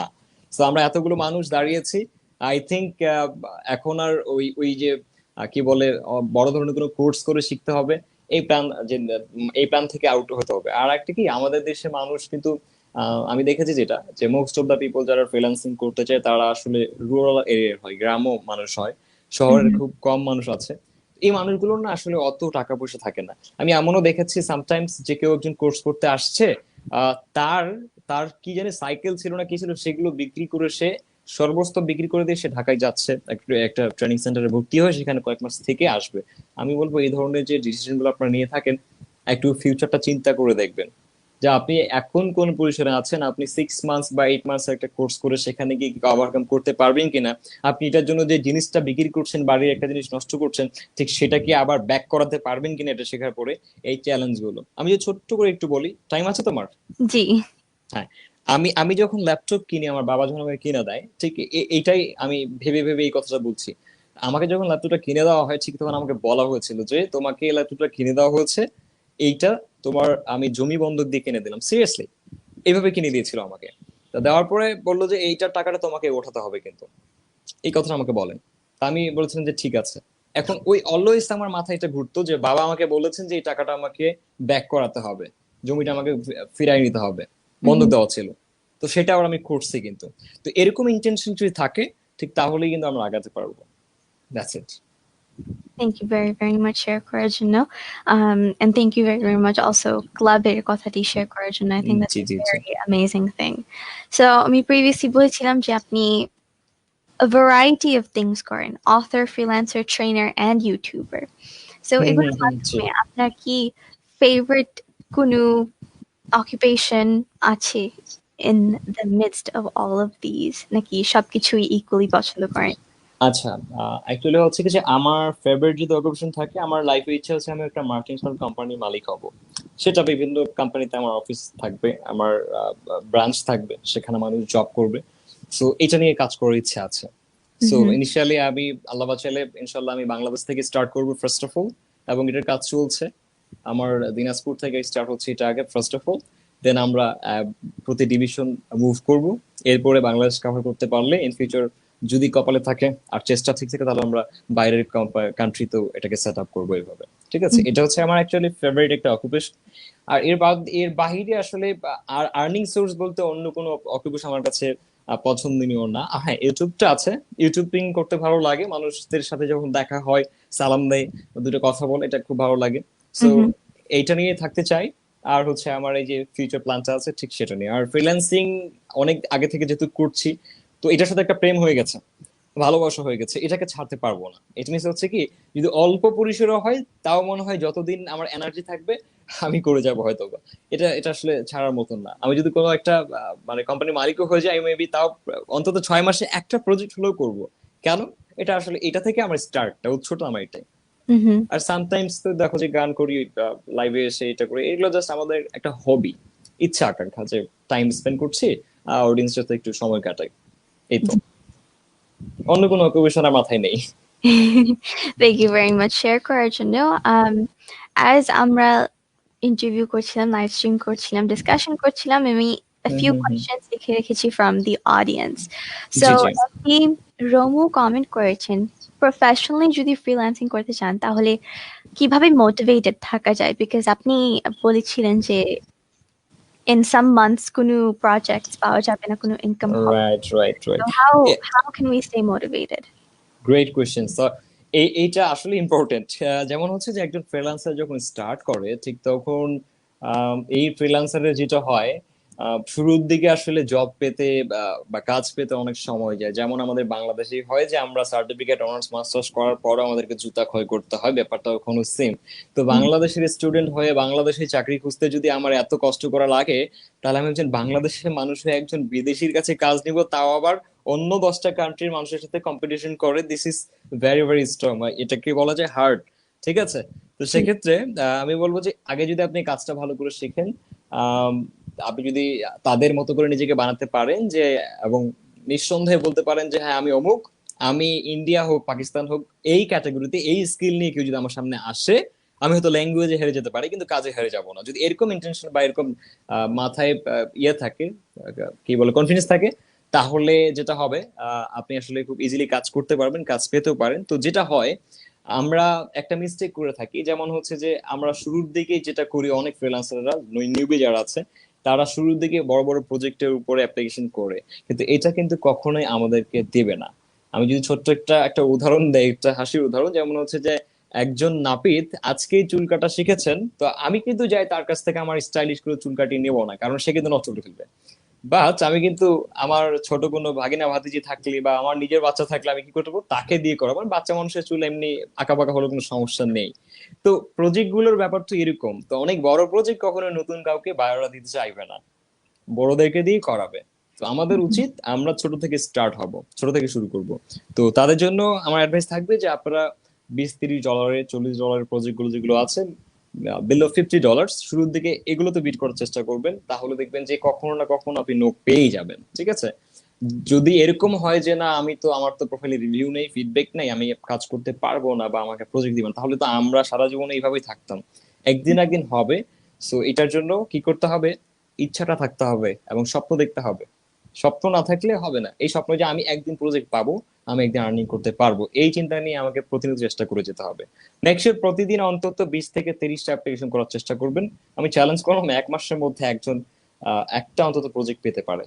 এটা আমি করে দেখেছি। Thank you very very much share করার জন্য। জি। অলসো শাহ আব্দুস সামাদ কমেন্ট করেছেন, আপনার ডেইলি রুটিন কি এবং আপনি কিভাবে ডিসিপ্লিন থাকেন? রাইট। এটা আসলে অনেকেই জিজ্ঞেস করে ডেইলি রুটিন।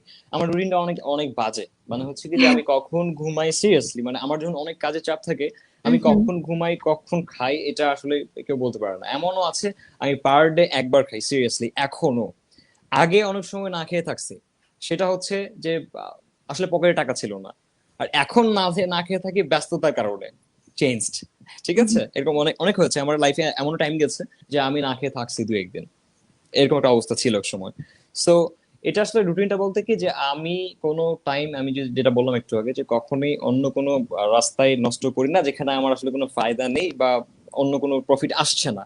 হ্যাঁ, আমাদের মানুষ হিসেবে একটু এন্টারটেনমেন্ট প্রয়োজন আছে, বা সাধারণত আমরা একটু ফ্রেন্ড মিলে আড্ডা দিতেই পারি। তো যেটা হয়, আমি ঘুম থেকে সচরাচর প্রতিদিন 10টা থেকে 11টার মধ্যে তো কখনোই উঠতে পারবো না। দিনে 12টার দিকে উঠি। আর যদি কখনো কাজ থাকে তাহলে আমি ঘুমাই না। লাইক আমার সকালে কোনো প্রোগ্রাম আছে, আমি ঘুমাতে যাচ্ছি 5টার দিকে, আমি উঠতে পারবো না, তখন আমি করি কি না, ঘুমাই না, প্রোগ্রামটা শেষ করে এসে স্পেস টিস্পেস দিয়ে তখন আসে ঘুমাই। এটা করি। তো আমার প্রতিদিন ঘুম থেকে ওঠার নিয়মটা হচ্ছে 10টা থেকে 11টা বা 12টার দিকে উঠে যাই। এরপরে শাওয়ার নিচ্ছি, শাওয়ার নেওয়ার পরে তারপরে কি করি, তারপরে একটু লাঞ্চ করলাম। সকালে নাস্তা তো হবে না, লাঞ্চ করলাম। মানে আমাদের খাবারটা স্টার্ট হচ্ছে দুপুরের পর থেকে, লাইফস্টাইল হয়ে গেছে ইউএস স্টাইল, মানে ওই টাইমটা মেনটেন করতে হচ্ছে, কিছু করার নেই। তো এরপরে তো কম্পিউটার বসলাম, যদি কাজ থেকে কাজ করছি, না থাকলে নতুন কিছু শিখছি। হয়তো 4টার পরে একটু বের হচ্ছি, গাড়িটা নিয়ে ফ্রেন্ড ট্রেন্ড নিয়ে বের হচ্ছি, একটু সময় 1 থেকে 2 ঘন্টার জন্য বের হয়ে কোথাও আড্ডা দিলাম, আবার চলে আসলাম। মানে আজান দিবে মাগরিবের, আমি চলে আসি অফিসে। আসার পরে আবার আমি কম্পিউটার সামনে বসে গেলাম। ঠিক আছে, দেখছি যে আসলে কি করা যায় কি করা যায়। নিজের কাজ থাকলে নিজের কাজ করি, না থাকলে শিখি, এটাই। ঠিক আছে। তো এই যে মানে নিজেকে রিফ্রেশ করার জন্য আমি যে কাজটা করি সেটা হচ্ছে জাস্ট 1 থেকে 2 ঘন্টা আমার ফ্রেন্ড গুলোকে নিয়ে বাইরে ঘুরতে যাই। ও ফ্রেন্ড বলতে আমাদের অফিসের যে স্টাফ, এইগুলোকে নিয়ে চলে যাই। এর বাইরে অন্য কিছু করি না। যেমন ধরো যে অনেক সময় দেখা যায় যে অনেক গান বাজনা হচ্ছে, স্টেজ পারফরমেন্স হচ্ছে, এগুলো আমি কখনোই চাই না, ভালো লাগে না। ঠিক আছে। আর যদি কোনো এমনি সেমিনার্স থাকে, শিক্ষণীয় কোনো সেমিনার, তাহলে ওখানে আমি জয়েন করি। এভাবে চলে। এবং এই সন্ধ্যা 7টার পর থেকে শুরু করে ডিনার টাইমটা বাদ দিয়ে সারা রাত কম্পিউটারের সামনে বসে থাকি। কখনো বিট করছি, কখনো পুরাতন ক্লায়েন্টের সাথে কথা হচ্ছে, কখনো দেখা যায় আমি আমার নিজের কিছু সফটওয়্যার তৈরি করছি, সেগুলো বানাচ্ছি। কখনো দেখা যায় যে ওগুলো শেষ করার পরে আবার ভিডিও রেকর্ড করছি ইউটিউবের জন্য। এটা একদম সবার শেষে করি। আমার পেজে দেখলে দেখবা যে আমি প্রতিদিন 5টার পরে ভিডিও তৈরি করি রাতে। সো এটা কেন হচ্ছে, কারণ হচ্ছে সব কাজ শেষ করার পরে ঠিক তখন আমি ঘুমাতে যাওয়ার আগে দেখি যে 5টা 6টা ভিডিও বানিয়ে দিয়েছি, 10 মিনিট 20 মিনিট করে করে। যেটা হবে কি, যেটা সারাদিনে মানুষ দেখবে। এই কাজগুলো করে থাকি। এই তো রুটিন আর কি। Thank you very very much. Mir Shipon comment করেছেন, ইংলিশ কিভাবে ইজিলি লার্ন করা যায় স্পেসিফিকলি ফর ফ্রিল্যান্সিং? সো এটা অ্যান্সার তো তুমি দিবা। কলেজ, অবভিয়াসলি ইংলিশের জন্য প্রেসিডা বেস, তার সঙ্গে যেতে পারেন।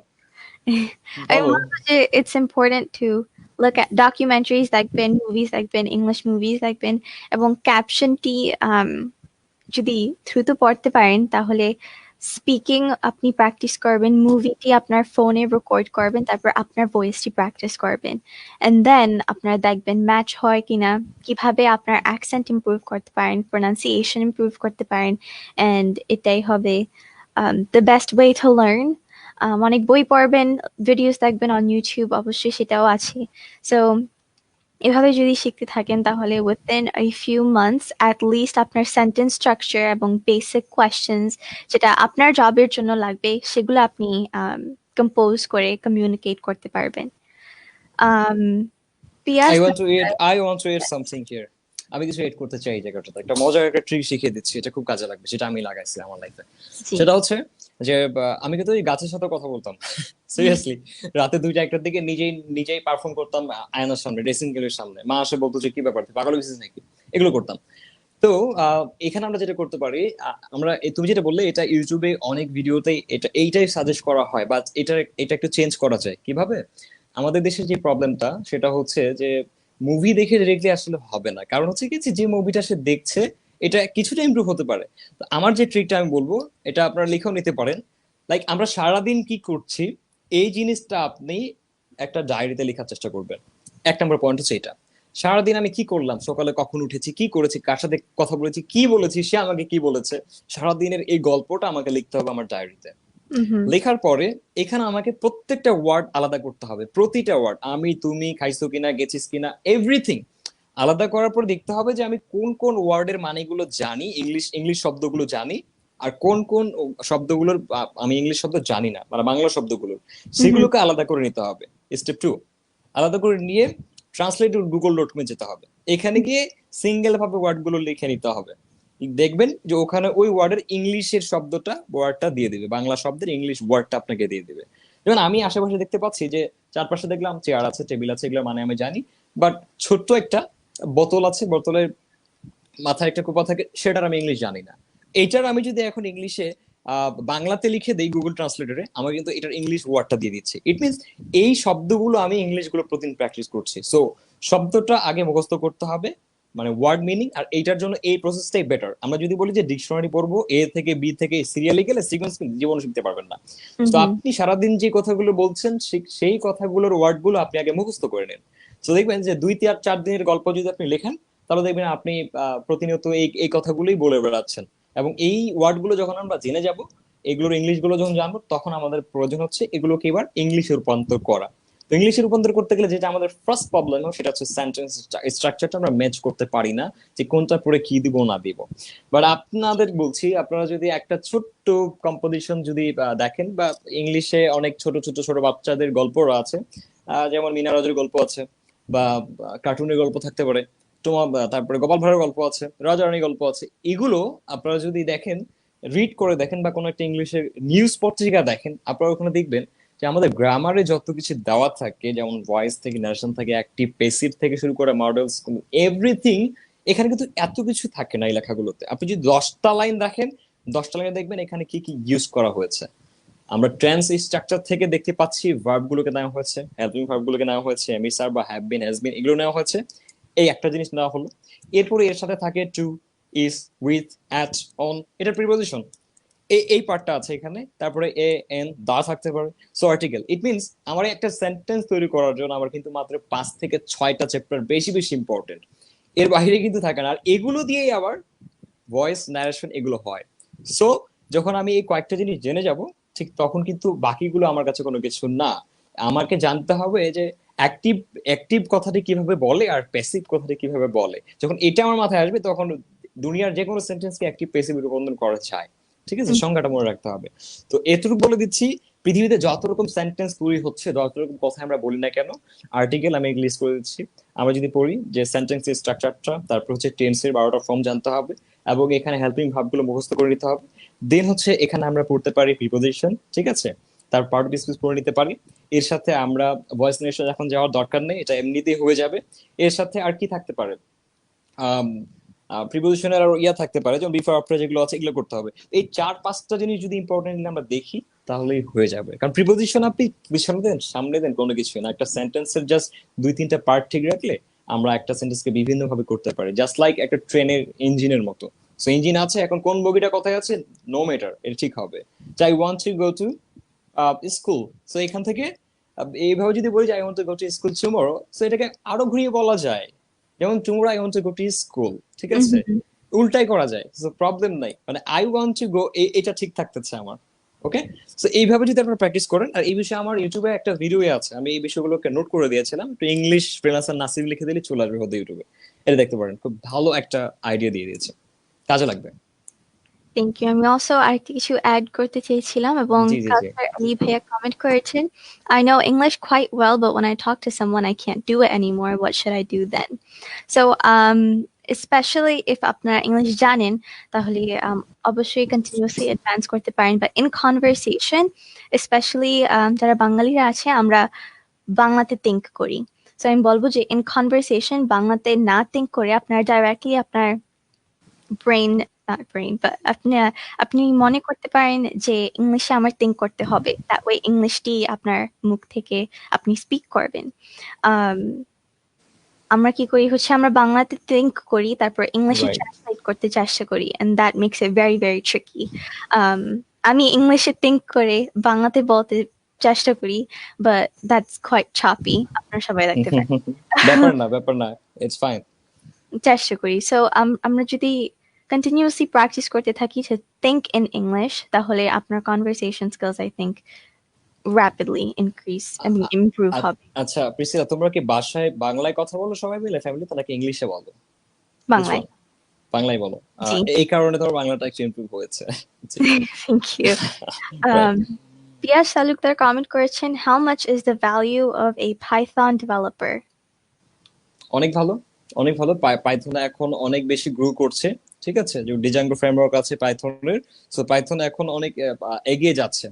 যেমন আগে আমরা ডিপেন্ড করতাম বেশি করে জাভাস্ক্রিপ্টের উপরে আমাদের ফ্রন্ট এন্ড তৈরি করার জন্য, ব্যাক এন্ডের জন্য আমরা ডিপেন্ড করতাম হচ্ছে পিএইচপি তারপরে এসপি ডট নেট এর উপরে। বাট এখন পর্যন্ত আমরা ব্যাক এন্ডে যদি দেখি তাহলে দেখা যায় যে প্রায় 78% ওয়েবসাইট এই 2020 সালের রিসার্চে পিএইচপি তে ব্যাক এন্ড করা আছে। ওয়ার্ডপ্রেস ইউজ করছে প্রায় 34% ওয়েবসাইট সারা বিশ্বের মধ্যে, এবং ওয়ার্ডপ্রেস পিএইচপি তৈরি।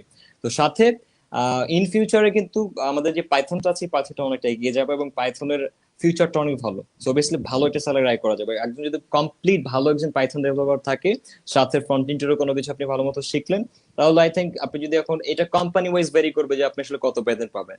একটা পাইথন ডেভেলপার একটা গুগলে চাকরি করতে গেলে বা মাইক্রোসফটের মধ্যে কোম্পানিতে চাকরি করতে গেলে তার বেতন অনেক হতে পারে, $300K, $400K। বাংলাদেশে যদি বলেন ধরুন যে 40,000 এর নিচে, 50,000 এর নিচে নাই। বাট আই থিঙ্ক এই অ্যামাউন্টটাও দিবে না অনেক সময়। সো এটা ডিপেন্ড করে আমি আসলে কোথায় কাজ করছি। বাট পাইথনের অ্যাকচুয়ালি ডিমান্ড অনেক, এবং এটার ভ্যালুটাও বেশি, এবং পারিশ্রমিকটা অবভিয়াসলি বেশি হবে। mm-hmm. Thank you very very much share করার জন্য মুশফিকুর রহমান কমেন্ট করেছেন উনি কি ওনার freelancer.com account verify করতে পারবে with a normal NID card because website request করছে a smart NID card আচ্ছা, ওয়েবসাইট যেহেতু স্মার্ট এনআইডি কার্ড রিকোয়েস্ট করছে, তো আপাতত যেহেতু আমরা পাচ্ছি না, আমাদেরকে যে আমাদের যে অনলাইন ভার্সনের আইডি কার্ডটি দেওয়া হয় এটা অ্যাকচুয়ালি আমাদের দেশে ইউজ করার জন্য দেওয়া হয়। এটা কিন্তু বাইরে কাজে লাগবে না, এটা কিন্তু বাইরে কাজ হবে না। এবং সেখানে কি থাকে, আমাদের আইডি কার্ড নাম্বার থাকে, এইজ থাকে, এবং অ্যাড্রেস থাকে, দ্যাটস ইট, সিগনেচার থাকে। এটা সিম্পলি আমাদেরকে দেওয়া হচ্ছে কেন, আমাদের অফিসগুলোতে যেন কাজে লাগাতে পারি। কিন্তু এটা দিয়ে কিন্তু আমি যে এই দেশের নাগরিক এটার প্রকাশ পাই না, এটা যে কেউ বানিয়েও নিতে পারে কিন্তু। ওকে, এটা কিন্তু freelancer.com এখানে আপনাকে আপনাকে এটা অ্যাকসেপ্ট করবে না। আপনাকে অবশ্যই একটা স্মার্ট কার্ড প্রদান করতে হবে সেখানে। যেহেতু বাংলাদেশের রুলস এটা অ্যানাউন্সমেন্ট হয়ে গেছে, সেহেতু আগের গুলো আর তারা অ্যাকসেপ্ট করছে না। তো সেক্ষেত্রে আমি বলেছিলাম যে আন্ডার 18 যারা আছেন, যাদের এখন পর্যন্ত স্মার্ট কার্ড বা পাসপোর্ট হাতে নেই বা ড্রাইভিং লাইসেন্সও নেই, তাদেরকে আমি বলবো যে এখনই নিজের নামে অ্যাকাউন্টটা করার প্রয়োজন নেই। ঠিক আছে, এখানে freelancer.com এ অনেক ছেলেরা আছেন, তারা নিজের বাবার নামে অ্যাকাউন্ট করেছেন। যেমন একটা ছেলে আছে লিটন নাম, তাকে দিয়ে আমি গত কালকের আগের দিন একটা কাজ করিয়েছি, এবং ছবি দেখায় মনে করেছিলাম যে এটাই সেই ছেলেটা। ওরা আমাকে বলে, ভাইয়া আমি কিন্তু এই ছবিটার মানুষটার নাম। তাহলে বলে এটা আমার আব্বু, আর এই অ্যাকাউন্টটা আব্বুর নামে করা। বললাম ও আচ্ছা আচ্ছা, দেখি যে ও অনেক ছোট। সো তখন দেখলাম যে ও আমার এই আইডিয়াটা শোনার পরে অ্যাকাউন্টটা করেছে, ভালো কাজ করছে। তো এই মুহূর্তে যেহেতু আইডি কার্ড নেই, সেহেতু আপনারা এইভাবে করেন। আর এটার একটা বেনিফিট আছে, যেমন হচ্ছে আপনি এখন বাবার নামে একটা অ্যাকাউন্ট করলেন, আপনার আইডি কার্ড আসার আগ পর্যন্ত এতদিনে আপনি আপনার বাবার এই অ্যাকাউন্টটা গ্রো করতে পারছেন। আবার আপনি আপনার আইডি কার্ডটা পেলেন, সেটা দিয়ে আপনি নতুন একটা অ্যাকাউন্ট খুলবেন, সো দুইটা আইডি চালাতে পারবেন দুইটা কম্পিউটারে, তাহলে আর্নিংটা ডাবল হয়ে যাবে। সো এখনই নিজের আইডি দিয়ে করার কোনো প্রয়োজন নেই। Thank you. Jafrin Buyan comment করেছেন which section of freelancing is best for earning? আগেই টাকা। প্রত্যেকটা প্রত্যেকটা সেক্টরের প্রয়োজন আছে। আমি একটা ব্রিফ করবো এটা নিয়ে, যে আসলে তাহলে ভুলটা ভেঙে যাবে, অনেকের কনফিউশন ভেঙে যাবে। আমি যদি একটা ই কমার্স ওয়েবসাইটের কথা চিন্তা করি, মনোযোগ দিয়ে তুমিও শোনো, আইডিয়া আসবে, বুঝছো। আমি যদি একটা ই কমার্স ওয়েবসাইটের কথা চিন্তা করি, তাহলে প্রথমত আমার যেটা প্রয়োজন সেটা হচ্ছে যে আমাকে ভাবতে হচ্ছে যে এটার জন্য কি লাগে, ওয়েবসাইট লাগে, রাইট। এখন এর জন্য কোথায় আসতে হবে, নাসিম ভাইয়ের কাছে আসতে হবে। ফাইন, আমি ডেভেলপার, আমি ওয়েবসাইট বানিয়ে দেওয়ার সময় তাকে আমি বলবো আমার একটা ব্যানার দরকার, আমার লোগো দরকার, আপনাদের গ্রুপ ছবি দরকার, এই ছবিগুলোকে মডিফাই করতে হবে, এডিট করে দিতে হবে, সাইজ অনুযায়ী পিক্সেল পারফেক্ট করে দিতে হবে। এখন ওই লোক কাকে খুঁজবে? একজন গ্রাফিক ডিজাইনার। ইট মিনস আমার সাথে একজন গ্রাফিক ডিজাইনার সম্পর্কিত। তাহলে গ্রাফিক ডিজাইনার কিন্তু অপরচুনিটি কেন হয়ে গেল। এই ওয়েবসাইটটা তৈরি করার সময় এরপরে যেটা প্রয়োজন হবে সেটা হচ্ছে এই ওয়েবসাইটের মধ্যে যে কন্টেন্টটা লিখতে হবে, ভালোভাবে লিখতে হবে কোম্পানি সম্পর্কে বা প্রোডাক্ট সম্পর্কে। তখনই যে তার একটা কি হচ্ছে, একটা কপিরাইটার প্রয়োজন হচ্ছে, বা ফেসবুকে অ্যাড প্রদান করতে হবে, সেটাকে সুন্দরভাবে লেখা এবং অ্যাডটাকে পোস্ট করা, ক্যাম্পেইনটা করা, সেটার জন্য কিন্তু একটা মার্কেটারের প্রয়োজন হচ্ছে। তাহলে এখানে মার্কেটারের একটা জব পাচ্ছে ডিজিটাল মার্কেটার।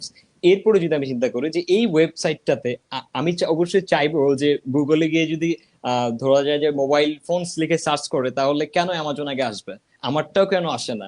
তো এইটা যখন আমি ইচ্ছা করবো, ঠিক তখন অবভিয়াসলি আমাকে মার্কেটিং করাতে হবে, ওয়েবসাইটের র্যাঙ্কিং বাড়াতে হবে। তার জন্য কিন্তু একজন এসইও যে করে, সার্চ ইঞ্জিন অপটিমাইজেশন, সেই ফ্রিল্যান্সারের প্রয়োজন হচ্ছে।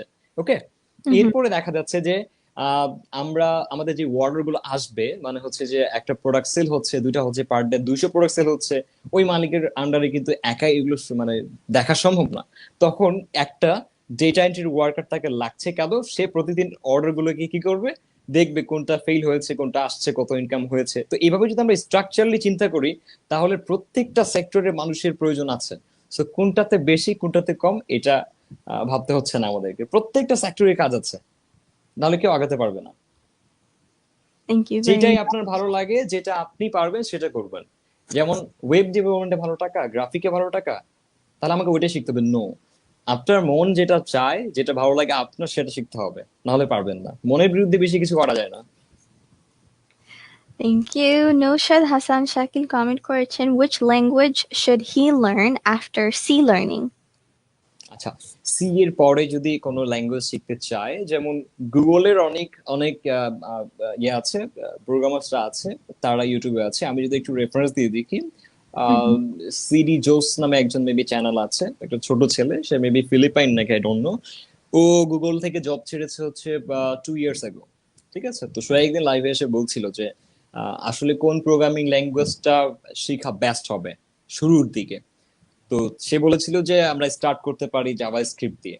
ঠিক আছে, সি প্রোগ্রামিংটা ভালো, বেটার অবশ্যই। এটা শুরুর দিক দিয়ে আমরা অনেক কিছু জানতে পারি কম্পিউটার প্রোগ্রামিং ল্যাঙ্গুয়েজের বিষয়ে।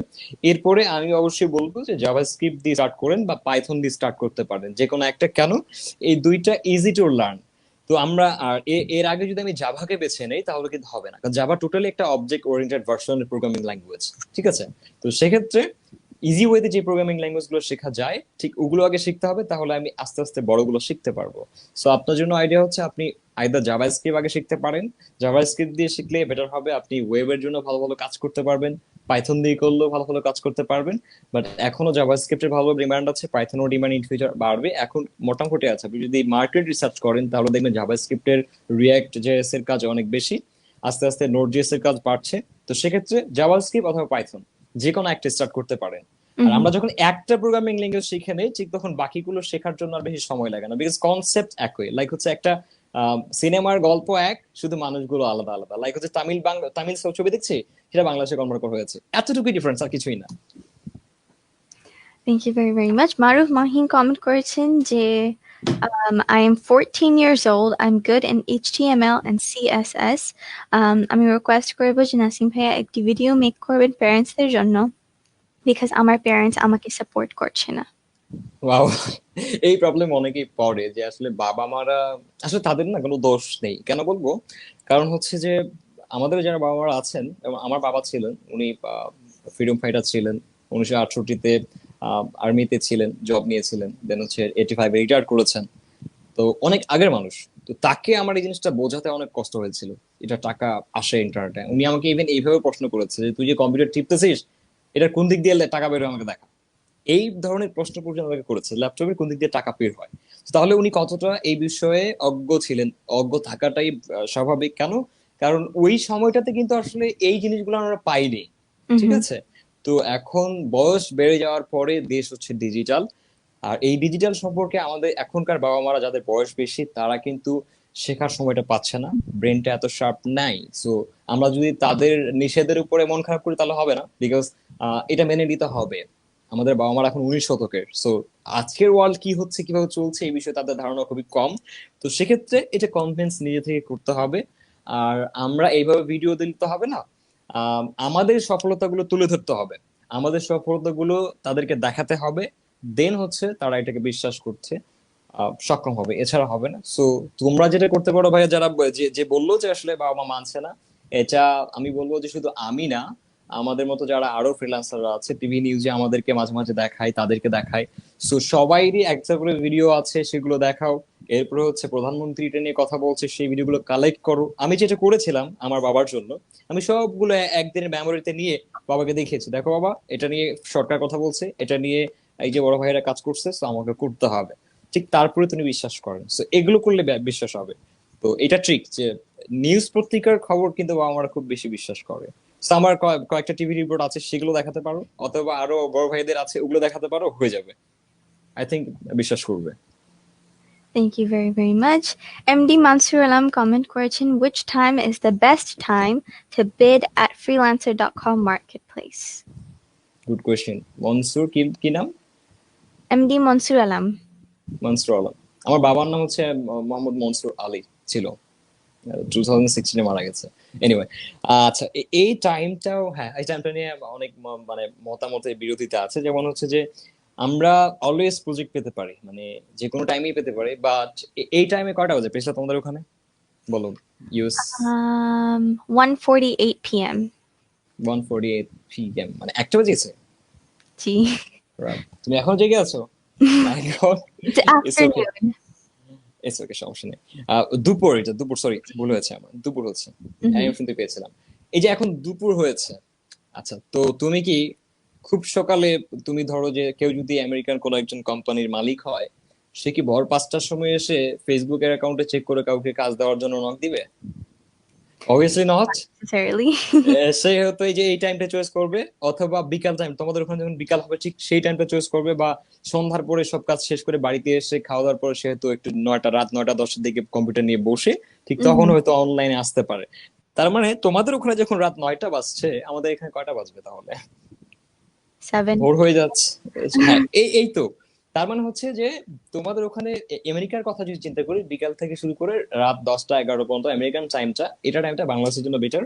এই টাইমে মানে মোস্ট অফ দ্য ক্লায়েন্টস অনলাইনে থাকে। এটা যদি মনে করি যে আমি ইউএস থেকে ক্লায়েন্ট বেশি যাচ্ছি বা অন্যান্য আরো কান্ট্রি গুলো, তাহলে আমাকে কি করতে হয়, আমাকে আসলে আমাদের দেশের টাইমটা চেঞ্জ করে নিতে হয়, তখন ওই টাইমটা জেগে থাকতে হয়। আর যদি মনে করি না আমি যে কোনো কান্ট্রি থেকে কাজ করব বেশিরভাগ, তখন আমি সারাদিনই প্রজেক্ট নিতে পারি। কিন্তু দেখা যায় যে দিনের বেলা বেশিরভাগ আমরা এশিয়ান কান্ট্রি গুলো যেগুলো আছে ঠিক সেগুলো থেকে প্রজেক্ট পাই, কিন্তু এই কান্ট্রির যে প্রজেক্টের প্রাইস হয়ে থাকে এটা খুবই চিপ মাইন্ডেড প্রাইস হয়ে থাকে, খুব অল্প বাজেট হয়ে থাকে, মিলে না আসলে। এই জন্য ফ্রিল্যান্সাররা একটু টাকা টাকা বেশি করে, তো এই জন্য কি করে একটু রাত জেগে বিদেশি যেগুলো ইউরোপিয়ান ক্লায়েন্টস কান্ট্রির ক্লায়েন্ট গুলো আছে এদেরকে ধরার চেষ্টা করে। এই জন্য রাতের টাইমটা আপনি রাতে 12টা থেকে 3টা 4টা পর্যন্ত, বা ভোরবেলা যদি কেউ ঘুম থেকে উঠে, তাহলে ভোরবেলা 4টা থেকে 5টা থেকে সকাল 10টা 12টা পর্যন্ত এই টাইমটা বেটার টাইম। ঠিক আছে, এটা একদম সব থেকে perfect time. Thank you very, very much. So Mia Brata Patra comment করেছেন, YouTube একটি good platform কিনা to get work from clients. আচ্ছা হ্যাঁ, অবভিয়াসলি এইটুকু একটা গুড প্ল্যাটফর্ম যদি সেটা ইংলিশ কন্টেন্টে হয়। আর বাংলায় হলে, বাংলায় যেমন আমার কাছে লোকাল অনেক থাউজেন্ডস অফ প্রজেক্ট আসে, আমি করি না এগুলো, কারণ আমি আমার এখনো আমি নিজে থেকে করি না, আমি করলে হয়তো অফিসের সাথে ডিল করে করবো আর কিছুদিন পরে। তো বাংলায় করলে হবে সেটা হচ্ছে বাংলাদেশিদের জন্য। আর যদি ইংলিশে করা যায় তাহলে থাউজেন্ডস অফ ক্লায়েন্টস বাইরে থেকে আসতে পারে। ঠিক আছে, এমনও হতে পারে যে আমি হয়তো বাংলাদেশের একজন ইউটিউবার, আমি সামটাইমস যেটা করি সেটা হচ্ছে যে আমার ইউটিউব চ্যানেলে এভরিথিং মেনশন দিয়ে দিয়ে আমি কোনো একটা লোকাল কোম্পানিকে মেইল করছি গুগল থেকে নিয়ে, এবং তারা যখন এটাকে রিভিউ করে যে উনি বাংলাদেশে একজন ডেভেলপার, তার এই হচ্ছে পপুলারিটি, এই ব্যাপার, ঠিক তখন তারা আবার একটু প্রাধান্যটা বেশি দেয়, এটা হতে পারে। আর ইংলিশে যদি আমরা প্রোগ্রামিং ল্যাঙ্গুয়েজ গুলো নিয়ে ভিডিও তৈরি করি বা অন্য কোনো বিষয়ে ভিডিও তৈরি করি, ঠিক তখন কি যেটা হবে, বাইরের লোক তো দেখবে। তো আমি যদি একটা মোবাইল ফোন দেখছি, একটা মোবাইল ফোনের অ্যাড দেখছি, অবভিয়াসলি আমার ভালো লাগতে পারে যে মোবাইল ফোনটা আমি কিনবো। সো তাকে ওয়ার্কার হিসাবে কোনো একটা মানুষের পছন্দ হতেই পারে যে আচ্ছা এই তো ইউটিউবার, এত কাজ জানে, আচ্ছা আমার অমুক ওয়েবসাইট তৈরি করতে হবে, আচ্ছা তাহলে আমি তাকে দিয়ে কাজটা করাই। সো ভিউয়ার্স থেকেও আমরা ক্লায়েন্টস পেতে পারি। Yes, YouTube is a good platform বলা যায়। Thank you. Mohammed Bilal Mia comment করেছেন to stop the live stream because আপনি apparently একটি ক্লাসে থাকার কথা ছিল at this time. So আপনি কি ও আচ্ছা আচ্ছা, বুঝেছি। এই জন্য নক করছে, লাইভ স্ট্রিম স্টপ করতে বলছে, মানে ক্লাস নিব। আমি তাদেরকে বলেছি যে আমাদের একটা ইয়ে আছে, লাইভ আছে, আমি ক্লাসটা 11টায় নিব।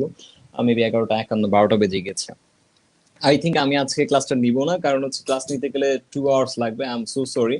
আর এই লাইভ ছিল অনেক ইম্পর্টেন্ট ছিল, আমি আশা করবো সবার জন্য, যারা আমাদের স্টুডেন্টসরা আছে তাদের জন্য ছিল। আমি তাদেরকে এটাও বলেছি যে আপাতত আপনারা লাইভটা দেখেন, এবং এরপরে দেখি সময় হলে আমি ক্লাসে আসবো। তো যেহেতু 12টা বেজে গেছে, আমি সবাইকে বলে দিচ্ছি এই টাইমে ক্লাসটা আমি নিব না আজকে, আমরা এটা কালকে করব। সমস্যা হবে না। মানে আমি 10টা ক্লাস নিচ্ছি, একটা ওরিয়েন্টেশন ক্লাস, আমি একটা ল্যাপটপ প্রোভাইড করবো তাদেরকে গিফট হিসেবে। সো ওই স্টুডেন্ট গুলো আসলে অ্যাকচুয়ালি ওয়েট করছে। I am so sorry. কেন হচ্ছে যে আমি ওয়েট করতে বলেছি 11টা পর্যন্ত, কিন্তু এখন বেজে গেছে 12টা, গল্পে গল্পে আমি হচ্ছে লক্ষ্য করিনি জিনিসটাকে। ঠিক আছে, না সমস্যা নেই, প্রবলেম নেই, বলতে পারো।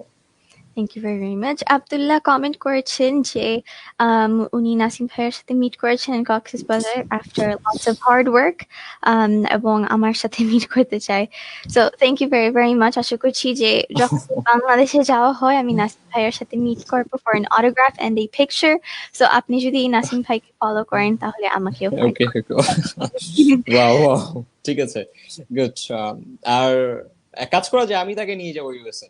ঠিক আছে, আমি নেক্সট ইয়ার যাবো, ঠিক তখন তখন আমার ফ্রেন্ডস গুলোকে নিয়ে যাবো, সমস্যা নাই। আমি thank you.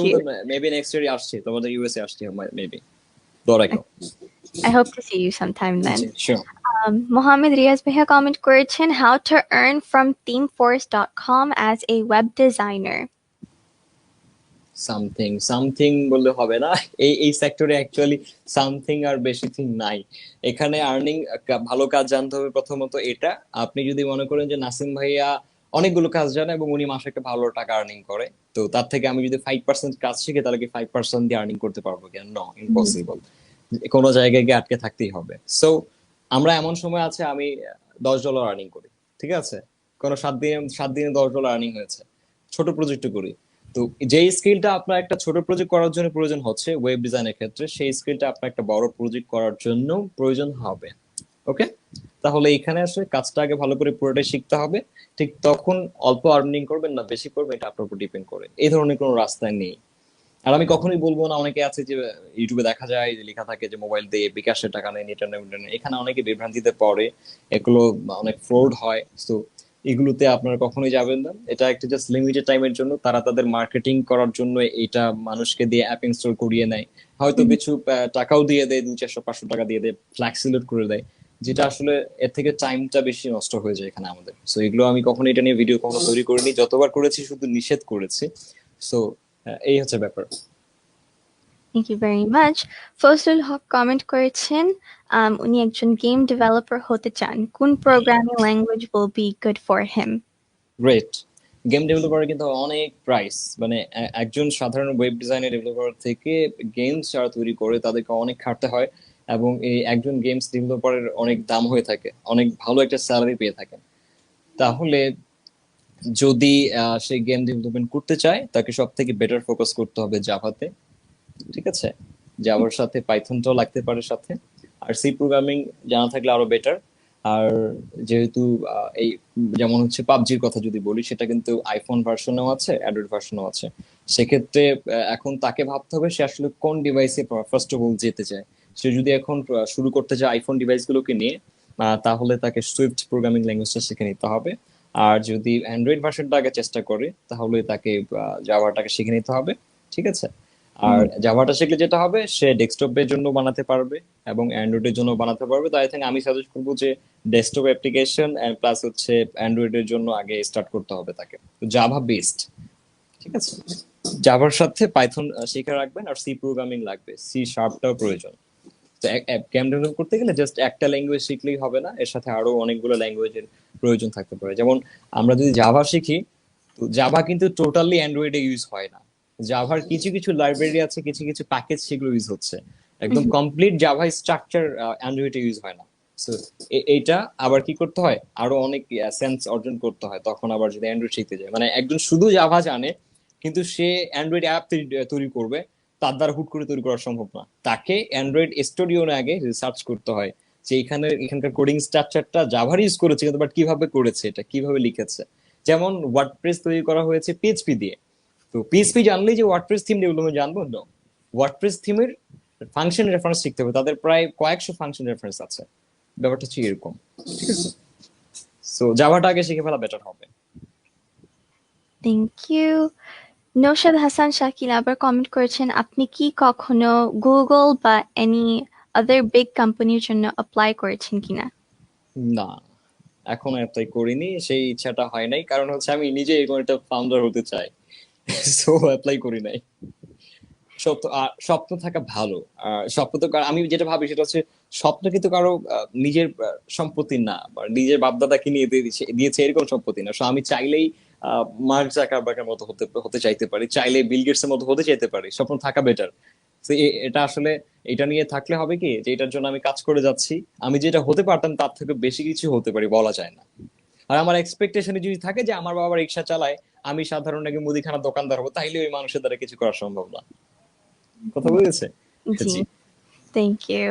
Shefan Sarkar comment করেছেন, আপনি কি প্লিজ শেয়ার করতে পারবেন what is the future of web design? এটা কি একটি stable platform? Good question. Web ডিজাইনের ফিউচারটা কেমন হবে? আমরা যদি 5 ইয়ার্স আগের কথা চিন্তা করি, তাহলে দেখা যায় যে ওয়েব ডিজাইনের অনেক ওয়ার্কার পাওয়া যেত, বাট এখন যদি দেখি 2020 সাল, এখন wix.com আছে, তুমি চেনো wix.com, যেখানে ওয়েবসাইট তৈরি করা যায়, চেনো তুমি? জি, wix.com আছে, তারপরে অনেক রেডিমেড ওয়েবসাইট তৈরি করার জন্য অনেক ওয়েবসাইট তৈরি হয়েছে, এবং তার ভিতরে আবার ওয়ার্ডপ্রেস এর মধ্যে থিম ইনস্টলেশন সিস্টেম আছে, যেটা 5 মিনিটের মধ্যে ফুল একটা ই কমার্স সাইট রেডি করে ফেলা যায়, 5 থেকে 10 মিনিটের মধ্যে। তো জি। এটার পরে কি আসলে ডিজাইন কি থাকবে কিনা?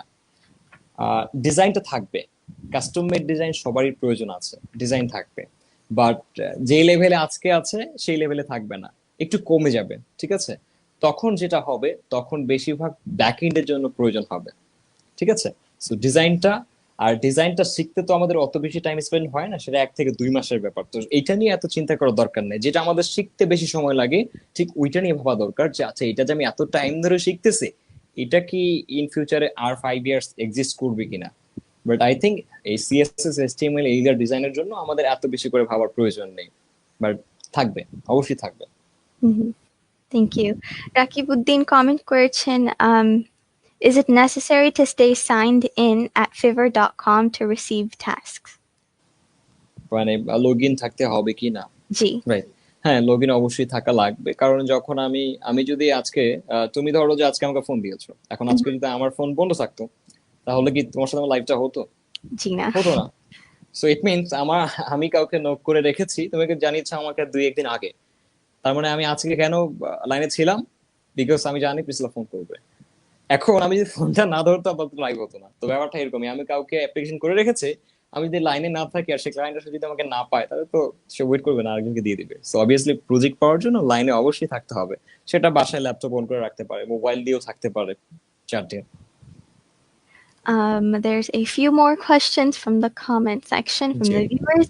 Piyash Talukdar ever comment question, is it possible to get a job in google.com for an outside learner without an academic certificate? আচ্ছা, বাইরে স্টাডি করলে বেটার অবভিয়াসলি, বাট গুগল যেটা বলে সেটা হচ্ছে যে আমাদের প্রথমত ব্যাকগ্রাউন্ড চেক করে না।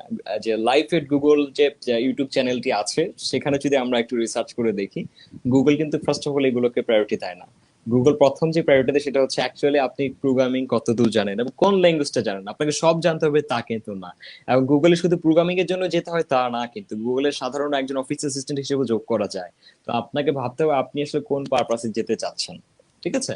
তো আপনি যদি একদম ভালো প্রোগ্রামার হয়ে থাকেন, তাহলে গুগল আপনাকে সেই প্রোগ্রামার হওয়ার জন্য নিবে। আপনি যদি ভালো একজন অ্যাকাউন্ট ম্যানেজার হতে পারেন, তাহলেও তাদের ওখানে জব করতে পারেন। সো ওরা যেটা দেখে সেটা হচ্ছে সার্টিফিকেট না, স্কিল দেখে, এবং সেটা আপনাকে বিভিন্ন ভাবে তারা ভেরিফাই করবে। আপনি অ্যাপ্লাই করতে পারেন, আপনি আপনার সবকিছু তাদের কাছে পাঠাতে পারেন। এরপরে যদি আপনি সিলেক্টেড হন, শর্টলিস্ট করে তারা আপনার সাথে মেইল করবে, কথা বলবে। এরপরে আপনার সাথে জুম কনফারেন্স করতে পারে, বা লাইভ গুগল মিটে তাদের অফিসে কিছু লোকজনের সাথে কথা হতে পারে। এরপর তারা আপনাকে বড় করবে, ইন্টারভিউর জন্য রাখবে, এইভাবে। সো এরপরে যদি আপনি বলেন যে আমি এটা তো জানি, পাশে আমি হচ্ছে অমুক ইউনিভার্সিটি স্টাডি করেছি অমুক কান্ট্রি, তাহলে এটা আরো একটু হেল্প করবে, ঠিক আছে? বাট একদম শুরুর দিকে সার্টিফিকেট আসলে ম্যাটার করে না এখানে, তারা নিজেই বলে। Thank you very, very much. Um, Abid Lihaji comment করেছেন, আমি একটি এমপ্লয়ি হতে চাই in Google, Microsoft or any other big company. So উনি কি করতে পারেন? Do I need to learn programming language in detail? Good. আমি একটু আগে যেটা বললাম সেটা হচ্ছে যে এই কোম্পানিগুলোতে শুধুমাত্র প্রোগ্রামার্স, ডিজাইনার, ডেভেলপার্স থাকে না, বাইরে কিন্তু আরো অনেক আমার কিছু আছে, কাজিনস আছে, তারা একজন আছে সে গুগল ক্রোমে জব করে। তো Mhm. তার কাজ হচ্ছে শুধুমাত্র দেখাশোনা করা। সে অস্ট্রেলিয়া না কানাডায় যেন থাকে, ও শুধু দেখাশোনা করে কোন প্রোগ্রামারটা কি করছে না করছে, বাট তার কিন্তু প্রোগ্রামিং সেন্স নেই। ঠিক আছে, তো সে কি করলো, সে অন্য একটা সেন্স বা নলেজ গেইন করে ওই ওই ক্যাটাগরিতে ওই সেক্টরে জব করছে। তো এখন যদি কারো ইচ্ছা থাকে যে না আমি গুগলের প্রোগ্রামার হব, তাহলে তাকে অবশ্যই প্রোগ্রামিং ল্যাঙ্গুয়েজ ভালোভাবে জানতে হবে। গুগল পাইথন জানা মানুষকেও নিবে, গুগল জাভা জানা মানুষকেও নিবে। মেক শিওর আপনি, ওরা ওরা যতগুলো ক্যান্ডিডেটস এখানে গ্রহণ করছে সবার থেকে আপনি বেস্ট, এটা প্রমাণ করতে হবে। ঠিক আছে, গুগল সামটাইমস তাদের সার্কুলার দিয়ে থাকে পাইথনের জন্য ডেভেলপার্স দরকার, কখনো বলে পিএইচপির জন্য দরকার, কখনো বলে জাভার জন্য দরকার। ঠিক তখন যদি আপনি সেখানে টিকে যেতে পারেন, দ্যাটস গুড। একটা ল্যাঙ্গুয়েজ শিখেন বেটার ভালোভাবে, আর যদি আপনি মাল্টিপল ল্যাঙ্গুয়েজ পারেন তাহলে আপনার জন্য আরো বেশি ভালো হবে। আর মেক শিওর এটাতে আপনাকে অবশ্যই এটাই ভেবে নিতে হবে যে আরো 10টা কান্ট্রি ডেভেলপার আসলে আমি যেন সেখানে হেরে না যাই, তাহলেই গুগল আপনাকে চয়েস করবে। Thank you. SM Tariqul Bhaiya comment করেছেন, what is the current value of UI/UX design? UI আর ইউএক্স এর ডিজাইনের ভ্যালু অবশ্যই ভালো আছে, কারণ আমরা দেখতে পাচ্ছি যে ওয়েবসাইট ডিজাইনের জন্য মকআপ প্রয়োজন হচ্ছে, তারপরে হচ্ছে আমাদের বিভিন্ন অ্যাপ, ডেস্কটপ অ্যাপ হোক বা আমাদের মোবাইল অ্যাপ হোক বা আইফোন অ্যাপস যেগুলো হোক, যে কোনো ডিজাইনের উপরে আগের যে ডিজাইনগুলো ভার্সনগুলো ছিল, বাট বর্তমান ইউআই ইউএক্স ডিজাইনগুলোতে আরো স্ট্যান্ডার্ড কালার কম্বিনেশন ব্যবহার করা হয় এবং দেখতে এটা আই ক্যাচিং লাগে, আই পপিং লাগে। ঠিক তখন দেখা যায় কি এগুলো বেশি বেশি ডিমান্ডেবল, এই কারণে এটার ফিউচারটা অনেক ভালো। তো এইটা যেহেতু গ্রাফিকের সেক্টরে পড়ে, এইটার Mhm. ফিউচার একদম বেটার। পৃথিবী যতদিন আছে এই ছবি প্রিন্ট হবে, এই ডিজাইন লাগবে, ওই ডিজাইন লাগবে, থাকবেই থাকবে, এটা একদম ইম্পর্টেন্ট। অবভিয়াসলি গুড ভ্যালু আছে। Thank you very, very much. এবং আরেক last question from the comment section comes G. from Mithila Oni Niha, এবং উনি question করেছেন, what is the demand for artificial intelligence successful হবে কিনা, and এটা কি web development এবং necessity for web developers impact করবে কিনা? আচ্ছা, আর্টিফিশিয়াল ইন্টেলিজেন্সের ব্যাপারটা নিয়ে আমি মাঝে মাঝে নিজেও চিন্তা করি যে সবকিছু তো রবোটিক সিস্টেমে হয়ে যাচ্ছে। ঢাকাতে চা Mhm. দিচ্ছে, পরিবেশন করছে রবট, রেস্টুরেন্টে দেখা যাচ্ছে রবট দিয়ে যাচ্ছে। তো এমন কি কখনো হবে যে ওয়েব ডিজাইনটাও অটো রবোটিক হয়ে যাচ্ছে, তারপরে হচ্ছে ব্যাক এন্ড তৈরি হচ্ছে রবোটিক ভাবে, সফটওয়্যার পুরো রেডি হচ্ছে, রবট তৈরি করছে। হ্যাঁ, এটা হতে পারে ইন ফিউচার, বাট যেটা হবে সেটা হচ্ছে যে যতই নতুন টেকনোলজি আসুক আমাদের স্কিল গুলোকে আপডেট করতে হবে। আমি ছোট্ট একটা উদাহরণ দিচ্ছি, আমরা যদি 20 বছর আগে চলে যাই, 20 বছর যাওয়া লাগবে না, 15 বছর 10 বছর পিছনে চলে যাই, তখন আমরা দেখি যে আমরা হাল চাষ করতাম কি দিয়ে, Mhm. গরু মহিষ মহিষ দিয়ে। আর আজকে যদি দেখি তাহলে মেশিন ইউজ করা হচ্ছে, রাইট? তাহলে এর মানে কি বলবো যারা হাল চাষ করতো গরু দিয়ে সে মানুষগুলো মারা গেছে? নেভার। সো তারা তাদের স্কিল গুলোকে আপডেট করেছে এবং সামহাও অন্য কিছু করছে। যেমন আজকে ট্রাক্টরটা দিয়ে বা কোনো একটা মেশিন দিয়ে হাল চাষ করা হচ্ছে, তো যিনি গরু দিয়ে হাল চাষ করতো একজনের জমিতে, সেই লোকটা হয়তো আজকে ট্রাক্টরটা পরিষ্কার করার কাজে লেগে গিয়েছে। তার মানে যত দিন যাচ্ছে টেকনোলজি আসছে, আমার স্কিলটা আপডেট করাতে হবে। ওকে, যেমন Mhm. আমার নতুন আগে হাল চাষ করেছি আমি গরু মহিষ দিয়ে, ফাইন। এবার আসছে ট্রাক আসছে যেটাতে আমরা মেশিন দিয়ে করতেছি, কিন্তু ট্রাকের ড্রাইভারটা কই থেকে আসবে? ওই হাল চাষের ওই চাষি এবার ড্রাইভার হয়ে গেছে। আমি বুঝাতে পেরেছি হয়তো বা। সো আর্টিফিশিয়াল ইন্টেলিজেন্স যতই আসুক, এটাকে মেনটেন করার জন্য তখন মানুষের প্রয়োজন আছে। তো ঠিক ওই মানুষগুলো তখন এই মানুষগুলো কি করবে, স্কিল আপডেট করে হয়ে যাবে। সো আই থিঙ্ক একজন শিক্ষিত ব্যক্তির কাছে যিনি মানে সময়ের সাথে নিজের স্কিলটাকে আপডেট করেন, সেই ব্যক্তির এসব নিয়ে চিন্তিত হওয়ার কোনো কারণ নেই। ঠিক আছে, আজকে ডিজাইন পারি, আমি ডেভেলপমেন্ট পারি, প্রোগ্রামিং পারি, কালকে যদি এটা না থাকে তাহলে আমি তার আগেই অ্যালার্ট পেয়ে যাবো যে আচ্ছা এটা আসছে, আমার এই ক্যারিয়ার আমার অমুক দিনে নষ্ট হয়ে যাচ্ছে, তাহলে ওইটা কি জিনিস ওটা নিয়ে আমি 5 ইয়ার্স আগে চিন্তা করতেছি কিন্তু অলরেডি। তো সমস্যা নেই। Mhm. Thank you very, very much. Lots of questions answer করেছি, still অনেক questions আসছে at the moment, but সবকিছু আসবে, cover করতে আই নো, চাই না তাহলে। আই নো আসবে। আমি বললাম লাইভে গেলে আসবে, এগুলো আসবে। আমরা যদি এখন কাউকে নিয়ে নিতাম এখানে, যাইতে পারবো না, বুঝছো? Thank you very, very much. আমার opinionটি হচ্ছে যে freelancing is a very interesting thing to say the least এবং it's great to be the boss of yourself to say the right least. So অনেকেই freelancer হতে চান, আমরা clearly দেখেছি from the comment section. So right যারা freelancing consider করছে, আমি request করবো যে think about it before you start because সব কিছু সবার জন্য না. Right But in my opinion, I think যে freelancing a profession T very very popular হবে very very soon. So আপনার এটা অবশ্যই জি একটা ধাক্কা লেগে গিয়েছে মানে করোনা ভাইরাসের প্যান্ডামিক এসে একটা ধাক্কা লেগে গিয়েছে যে না বাড়ি থেকে বের হওয়া যাবে না। তো এখন বাড়ি থেকে বের না হলে কি করবে, বাসা থেকে কাজ করবে। জি এখন মানে সরকারি অফিসের মানুষজনরাও এই করোনা কালে ফ্রিল্যান্সিং করেছে। কেন? ফ্রিল্যান্সিং এর সংজ্ঞাটা এটা হচ্ছে যে আমি বাড়িতে বসছি বা মাঠে ঘাটে বসে কম্পিউটারের মাধ্যমে কাজ করে দিচ্ছি আরেকজনের এবং স্যালারি নিচ্ছি, ইটস কল্ড ফ্রিল্যান্সিং। তো এই এই এই কিছুদিন মাস আমি বললাম যে সারা বিশ্বের প্রায় অধিকাংশ মানুষই ফ্রিল্যান্সিং করেছে, তো মানুষ এটাকে অবশ্যই কাজে লাগাবে। জি, and অবশ্যই nothing is impossible if you try. Right Final question আপনার জন্য হচ্ছে any more advice for the younger generation? Great What is important? How to stay motivated through? I mean, আমরা একটি pandemic experience করছি still. So how can we stay motivated through it? How can we stay healthy?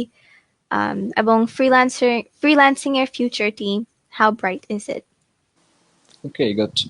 আসলে সময়টা যেরকম চলছে সবার লাইফটা একরকম না।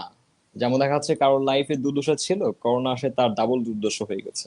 জি ঠিক আছে, আবার দেখা যায় যে কারোর লাইফ, আমাদের মধ্যে ফ্রিল্যান্সার আছে তাদের লাইফে প্রবলেম চলছিল, তাদের আবার অর্থ বেড়ে গেছে, ক্লায়েন্টস সবাই অনলাইনে চলে আসছে, কাজ বেশি পাচ্ছে।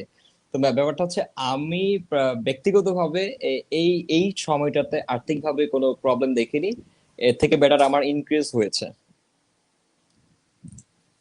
আই থিঙ্ক প্রিসিলার নেট চলে গিয়েছে। হ্যাঁ, thank you. আমি যেটা বলি সেটা হচ্ছে যে এই টাইমটাতে মোস্ট অফ দ্য ফ্রিল্যান্সারদের অনেকেরই আছে যাদের অর্থ বেড়ে গিয়েছে, আবার অনেকের কমে গিয়েছে বিভিন্ন সেক্টরে। তো এটা বেটার না, বেটারটা হচ্ছে যে কেউ যদি মোটিভেটেড থাকতে চায় তাহলে আসলে এটা তার উপরে ডিপেন্ড করে। আমি একটা লাইন বলেছিলাম যে একটা স্বপ্ন তৈরি করো এবং সেটাকে জীবন বানিয়ে ফেলো। এখানেই বুঝতে হবে যে এটার মানে কি বোঝাচ্ছে, মানে স্বপ্নটাই আমার জীবন আর আমার জীবনটা আপনার স্বপ্ন। তো আমি যখন শুরু করেছিলাম ঠিক তখন আমার এরকম ছিল যে এটাই আমার লাইফ আর এই স্বপ্নটাই আমার জীবন হচ্ছে, জীবনটাই আমার স্বপ্ন হচ্ছে। তার মানে ওইটা ছাড়া আমার কাছে আর অন্য কোনো থার্ড কোনো স্টেপ, সেকেন্ড কোনো স্টেপ নেই, বাকিগুলো সব আমার কাছে ফোর সাবজেক্ট। নিজের ফ্যামিলি, নিজের আত্মীয় স্বজন, ব্লাড কানেক্টেড বা ফ্রেন্ড সার্কেল, কাছের মানুষগুলো, এগুলো বাদ দিয়ে এগুলোর সাথে এগুলোকে এক সাইডে রেখে, এগুলোকে মনের এক সাইডে রেখে সাথে আমার নিজের যে ক্যারিয়ারটি আছে সেটাকে আমাকে সামনে রাখতে হবে।